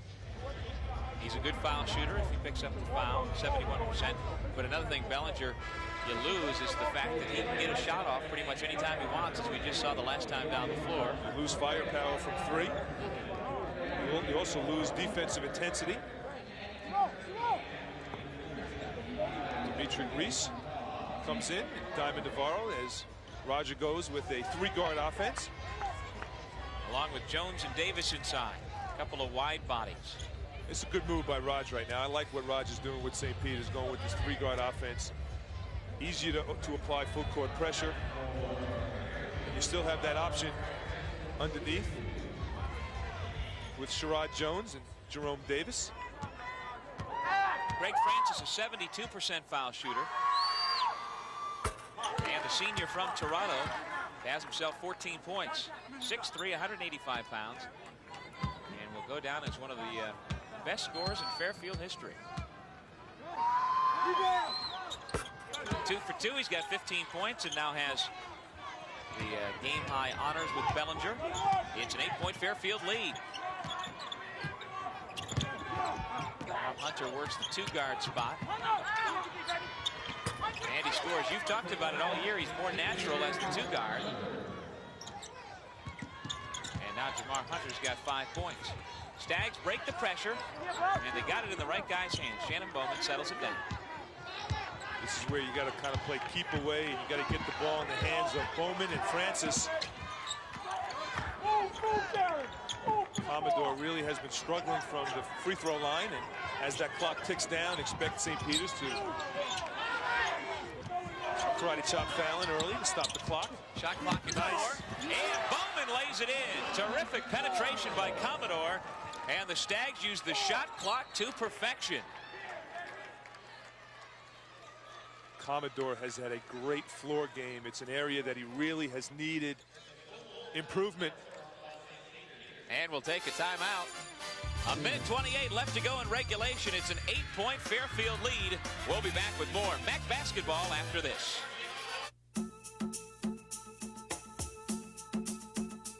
College isn't a destination. It's part of the journey of your life. Iona College, an oasis of achievement just minutes from New York City. Small classes, a commitment to academic excellence, and professors who have one goal, to help you exceed your goals. All in the tradition of the Christian Brothers. And it all begins with one phone call, 1-800-231-IONA.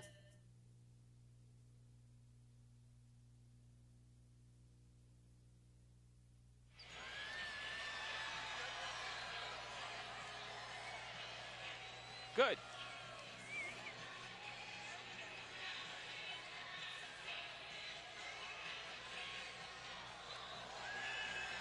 every time we say something.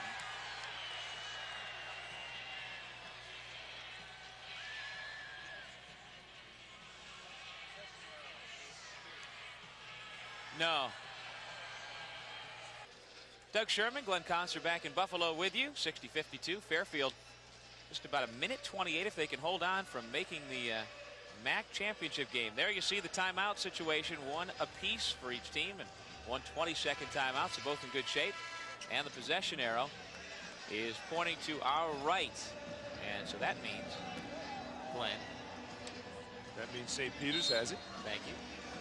If there is a possessional type play, the ball will go back to St. Peter's. Fairfield now back to the zone.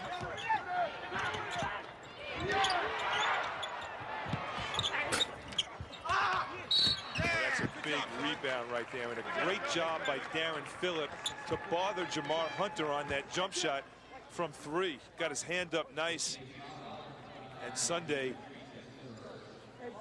did a super job boxing out underneath, and those little things we talked about, it getting your hand up on the shooter, boxing out. Watch how he runs at the shooter. Just bothers the shot just enough that it throws it off just a tad, and Sunday gets good position inside on Reese. It's good fundamental basketball, and Cormier did a nice job of changing his defense. See, with Bellinger out of the game, they switched back on a previous segment to man. After that timeout, Paul Cormier comes out with his own and forced Hunter to throw up the quick triggered 3. Anna Jukin, only a 47% foul shooter, but he connects on both. Minute 15 to go. It's a 10-point Fairfield lead. Biggest of the night. Navarro. Shot was deflected. In there to lay it up and in is Sherrod Jones, and immediately St. Peter's calls a timeout. 62 seconds left, and it's an 8-point game. Be sure to stay tuned after this ball game. We'll talk to the particulars and set things up for the Western New York semifinal. The Canisius Golden Griffins, the number 2 seed, against the Niagara Purple Eagles. Well, this morning, if anybody was watching CBS, I know you were, there was a piece on Calvin Murphy Jr., the freshman point guard for Niagara. We'll talk much more about that in the second game. But this is what is hoping to become, once again, a basketball hotbed, a college basketball hotbed. You see the banners here at the Marine Midland Arena. And Doug, let's reset this. $1:02 left in this game. Fairfield has the ball with 1 minute and 2 seconds left, and what that means is it's basically a 3-possession basketball game, which means that St. Peter's needs an interception, they need a turnover and a possession, so they have to find a way, from St. Peter's standpoint, to obtain a possession, and expect some full court pressure from Roger Blind. What has been effective has been 3/4 court defense. I think Roger's going to come out with a full court press, but possibly a 1-2-2, which they played very well. And if I'm Roger, I go straight man. Run and jump, force Commodore and Francis to pick up their dribble, and force Fairfield to make the big play. Have to do it at this point. Unfortunately for St. Peter's, you talk about that they need a takeaway.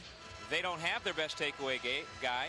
Mo Seagar's fouled out. And Bellinger, who's been a thief this game. Exactly.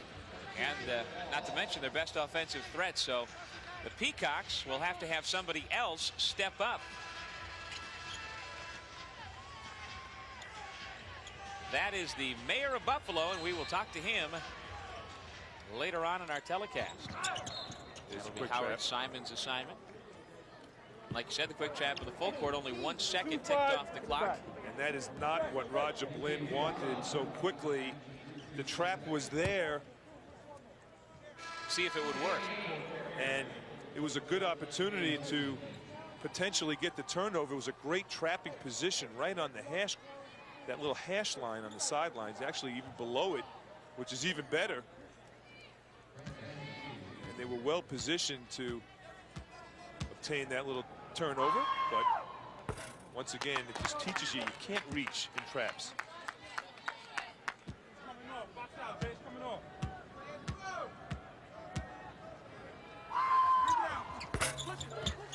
Francis gets 1 out of 2. He's got 16 points. That is team high. Inside of a minute. You see the time remaining. They got to get a quick one up here. Can't waste time. Navarro to Hunter. And he hits it. Big three. And a nice called play on the 22nd timeout now by Roger Blinn. That was a clear setup to get the open look in the corner for Hunter.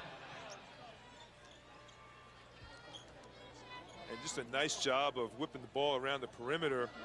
Hunter just squares up nicely. Phillip could not get around because of the screen to bother that shot, so he had a clear look. And all of a sudden, 6-point game. And Darren Hunter doing it in the second half. He had no points in the first half and all 8 of his points in the second half. There's Darren Phillip, who is one of the leading scorers for Fairfield. And he is our Pepsi player of the game. 14 points, 11 rebounds, and a great job. That is a new career high in points for the freshman from Brooklyn. Our Pepsi player of the game. They got to play keep away. They foul Shannon. Smart coaching by Raj. You got to foul right away. Still a 2-possession game, which means that St. Peter's needs 2 possessions to get back in it, with the hope that Shannon will miss these. Rogers fingers crossed. Working hard. Fairfield, boy, what a story. 2-12 in the MAAC this year, and less than a minute away from going to the title game. Shannon Bowman. But again, we've harped on it several times. The aside to that is that they were picked #1 to start the season. Injuries derailed it. This guy's healthier now. Can't say he's healthy, but healthier and playing effectively. And just like that, Shannon Bowman and the Fairfield Stags are looking pretty good. There were some big free throws by Shannon.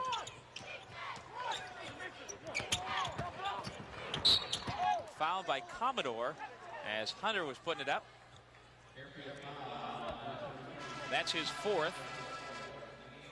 He, Tyson, Francis all have 4 for Fairfield. We see Kevin Sanford checking back in. See, I don't like that foul right there by Commodore. He got in the lane, he was out of position, and what that does is it puts him to the free throw line for 2, stops the clock, allows St. Peter's to set up their defense. And gives Jamar Hunter a chance to shoot at the line. He's 72% this season. Can now make it a 6-point game with 41 seconds, plenty of time. And he does. Double figures for Hunter. This game is not over. Quick foul by Hunter. They fouled the right guy. Commodore really struggled at the end of yesterday's game against Iona. Put him to the line. The interesting thing about the game against Iona is that Fairfield went 9 for 9 in the first half and then kind of fell apart from the free throw line. They went 9 for 9. Second half, they really fell apart. Kyle missed about 6 in a row. Still, Fairfield found a way to maintain their lead against Iona. Rattles that one home. A dozen for Kyle Commodore. He averages just over 5 points a game. He has nailed a couple of big 3-pointers here tonight.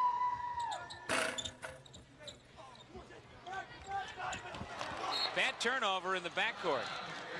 Navarro and Davis just did not hook up. Painful turnover. Man, does that hurt? Rod's still coaching on. He's fired up. Rod Glenn is still coaching on the sideline, fired up. Doing his offense-defense substitutions. Demetric Reese going out. And Kevin Sanford coming in for defensive purposes. And he is the one who picks up the foul. And now Demetric Reese will come back in. 66-59, Fairfield on top by 7. With 36 seconds remaining, and Shannon Bowman back to the line. Shannon 12 out of 14 from the line against Iona yesterday. And he's 73% of the season. Good right there. Well, you wonder how many of the bottom seeded teams in the conferences around the country make it to the championship game. I wonder what the percentage is of that. Can't be high. Fairfield, we're seeing, is going to accomplish that mission. Hunter. Commodore, the defensive board. Now playing keep away. And Bowman will go back to the line with 25 seconds left. Well, you can bet that some of the national media will start paying attention to the Fairfield Stags now. truly a Cinderella story, truly, with the injuries and the low seed, and Paul Cormier put in a predicament all year. What do I do with Shannon Bowman? He's not the same. He's playing about 20% of his ability all season because of his ankle injuries. What do I do with Shannon Bowman? Do I play him? Do I not? He rested him. He played him. He'd play him a game. You see the Fairfield bench fired up. But he'd play him for 20 minutes, and the next game maybe he'd miss like 3 games in a row, then play him 20 minutes, and all of a sudden Bowman's coming up big in the tournament. Fairfield's back. Yeah, he had 22 points last night, 15 tonight. Navarro. 70-61 Fairfield. Navarro's got 6 points. Tough, though, for St. Peter's to come back with Ricky Bellinger, the MAAC Rookie of the Year, on the end of the bench, having fouled out. He and Mo Seagar in a game that has been plagued by fouls. Out of there, and all smiles. Darren Phillip, our Pepsi Player of the Game, and Paul Cormier. They will be playing at least one more day.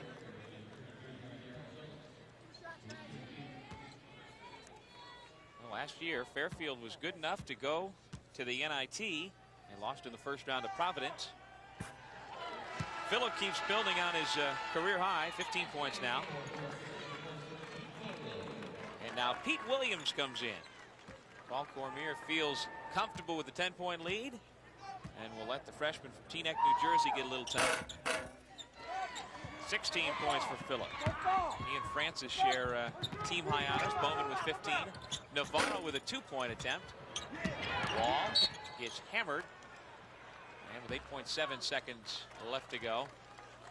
You know, when you talk about Fairfield, you also have to talk about the absence of Shane Miller, 6'6" shooter, one of the best shooters in the MAAC conference, out with a herniated disc problem all season. He's going to be redshirted, but he's fine. He's going to be back next year. You see Mike Horan come in for Shannon Bowman. Bowman, the man of the hour. Well, I like Shannon Bowman's smile. Grinning from ear to ear, talking to the refs, talking to everybody on the way out. He and his fellow senior, Greg Francis, hitting the bench, and the heroes welcome. With a healthy Shane Miller, you never know how far this team could have gone this year in the regular season play. You know they would have been better than 2-8. On the flip side, we see Jerome Davis, a senior for St. Peter's, going out for the final time. Kevin Hennessy has come in. And a good crowd up from Jersey City today. Not only to see the St. Peter's Peahens women's team win the MAAC title, but to see the Peacocks here in the semifinals. But they're going to watch them lose as the seconds tick away. Fairfield is into the MAAC finals as the number 8 seed. They upset St. Peter's by the final score of 73-61 here in Buffalo. Who will they meet? Either Canisius or Niagara. That's the second half of our semifinal doubleheader coming up. We've got the postgame and the pregame coming up, so stay tuned. We'll be back with more MAAC basketball after this. We're back in Buffalo, and one half of the championship matchup is set. The underdog, 8th-seeded Fairfield Stags with another upset, 73-61 over St. Peter's. Welcome back, everybody. Doug Sherman along with Glenn Conser, and Fairfield led by 3 at halftime, and they were able to hold off St. Peter's down the stretch. And we want to take a look at one of the big plays, our New York Lottery play of the game, as the shot clock was winding down. Kyle Commodore with the move. Well, with the shot clock winding down, and this is exactly what Paul Cormier has designed. Go deep into the 35-second clock, attack the glass, the draw and dish to Shannon Bowman. Paul Cormier did a great job this game, controlling tempo, going deep into the 35-second clock, eliminating St. Peter's strength, really working on those deficiencies of the transition game. Did a great job just attacking. Well, you've heard our take on the game. Let's hear what the Fairfield head coach, Paul Cormier, has to say. Standing by with Howard. Well, Paul Cormier, 2 wins in the regular season in the MAAC, and we know the story about the injuries. Now 2 wins in the MAAC tournament. Congratulations again. Just talk a little bit about this team found an answer. Every time you were challenged tonight by St. Peter's, you just seem to have some kind of a response to work. You know, everything's kind of gelling, coming together. It's a little bit scary, to be quite honest with you. You know, coming into this tournament, we had worked very hard. A lot of things hadn't gone our way. The kids really stayed focused, and the staff did a terrific job keeping them focused. it's difficult. It's difficult when you're going to an 8 and 18 year to, you find out who your friends are, so to speak. And the kids really hung in there, really stuck to the task. I couldn't be happier more proud of a great bunch of guys. What's gelling? What's working now that you couldn't get in the regular season? And did you see it towards the end of the regular season? Did you see signs that maybe things were coming together? I can't really say I did. It was, Shannon, with the week between the regular season and coming here, had a chance to get more into the flow of the offense and the defense. He really knew that Coach Cormier was serious. If you are a liability on defense, I can't play as Shannon. He's finding a way to get it done defensively. He's not even close to 100%, but he's a warrior. He's put us on our back, and he said, hey, I'm taking you through to the championship, and hopefully when I get in the locker room, I can get another game out of him. What about the stretch where Greg Francis picked up his 4th foul? You take him out of the game. Not only did you not lose the lead, but you maintained a lead with Greg Francis on the bench for a key stretch. Well, I think Brent Wall stepped up major today coming off the bench. I couldn't be happier for him. He's worked hard all year, hasn't got the minutes he wants, but he was really ready, took advantage of the opportunity. And I think Kyle Commodore, you can't forget, he was just sensational out there all game long. Paul Cormier joining us here, the coach of the Fairfield Stags. We talk about them being in the MAAC final. Coach, congratulations. Maybe we'll see you again tomorrow night, all right? Thank you. I hope you do. All right, good luck. Paul Cormier, and we're going to bring in Darren Phillip. He is our player of the game. Big efforts all around, and Darren Phillip, especially in the second half, coming in and helping Fairfield, the freshman, helping Fairfield get to the final. This is all new for you, so what's this experience been like? Oh, it's been great. Thanks to my teammates and my coach. I mean, I think our coach really deserved it. He stuck with us through an 18-8 season. After it came down that, he's been so stressed and through, but he stuck with us, and thanks because of my teammates, my 2 seniors. Without them, we wouldn't be here. I mean, they said that, they were not ready to go home, and us freshmen are not ready either. Just talk a little bit about your season, Darren. You didn't start right away with the clearinghouse problems, and Paul was just saying to me that he felt now you're finally coming along and feeling comfortable. Do you feel a little bit better at this point of the year? Yeah, I'm getting better. I mean, they stuck with me because I've been through, as you can see, it fumbles and all kind of, but my teammates has put me on. I've missed a lot of free throws in the beginning of the game. They said, Darren, don't worry about it. We'll keep with you. As the coaching staff, everybody's done a great job, and I'm proud of everyone. And being that I've started half the season, I wasn't ready to play. And, growing pains. I'm going through growing pains, and the coach is trying to get me time as much as he can. He sees me coming on, so he's trying to help me. I mean, we got a tremendous freshman class coming in. I never been on a team that we're so talented and so young. So, I mean, these guys are great. So, I mean, they'll help me through it, whatever it is. And, the clearinghouse, unfortunately, that had to happen too, but we finally got it cleared up, and we're ready to go now. Darren, congratulations. Good luck tomorrow night in the final. All right, thank you. We need it. Darren Phillip joining us from Fairfield. We're going to come back with more still to come, Canisius and Niagara, as we continue on the MAAC Television Network.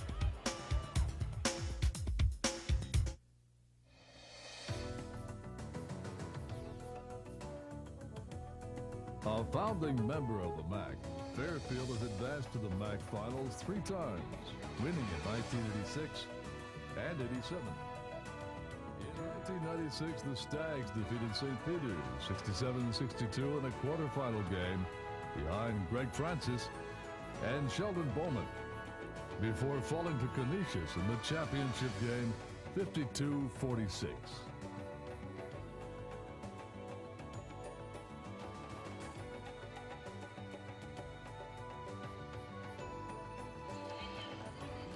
Welcome back to Marine Midland Arena. I'm a young Niagara fan, and I got a big Canisius fan sitting next to me. We're getting set for Canisius and Niagara. A guy who used to play basketball for the Griffs joins us. Courtside is now the mayor of Buffalo. I wonder who he's rooting for. Go Griffs right here. Mayor Anthony Masiello. I guess we know who you're rooting for. Absolutely. I played for him. I love him. It's my alma mater. And tonight, it's all the blue and gold of Canisius College. As the mayor, let me ask you this. You're in the building. You're seeing your alma mater play in the beautiful new facility here, Marine Midland Arena. Just talk about your efforts and how you think this building being built is paying off for Buffalo. Well, firstly, this building is the nicest in North America. This administration, the Common Council, the Knox family, everybody spent a lot of time and effort to bring this building to fruition. It's doing what we thought it was going to do. Bring people to downtown Buffalo, the south end of Main Street, be the catalyst to recreate a whole new Inner Harbor, which is going to start in another year or so. So this building is not the end it's the beginning of a lot of progress here in Buffalo. As an alum, as a former player, your thoughts on maybe the next coming of the glory days? These last few years with John Beeline as head coach, the trip last year to the NCAAs have been something I'm sure you're very proud of. Very, very proud of. John has built a foundation, and that's what you have to do today in sports at any level, is build a foundation. Win consistently. Have a real stable program, a real credible program with integrity. John's brought terrific ball players, good kids, good students, and he's built success upon that, and he'll continue to do that. Now, you played in some of these Canisius-Niagara games when the Little Three was hot. What is this rivalry like?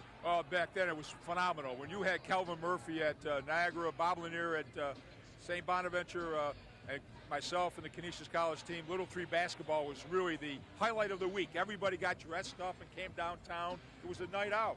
It was like going to the theater, just that we wore shorts. Mayor Masiello joining us, Mayor of the City of Buffalo, and a proud former player and alum from Canisius. Thanks, Mayor, very much. We're going to come back and talk more as we get you set for Canisius and Niagara. Coming up, the MAAC semifinals on the MAAC Television Network.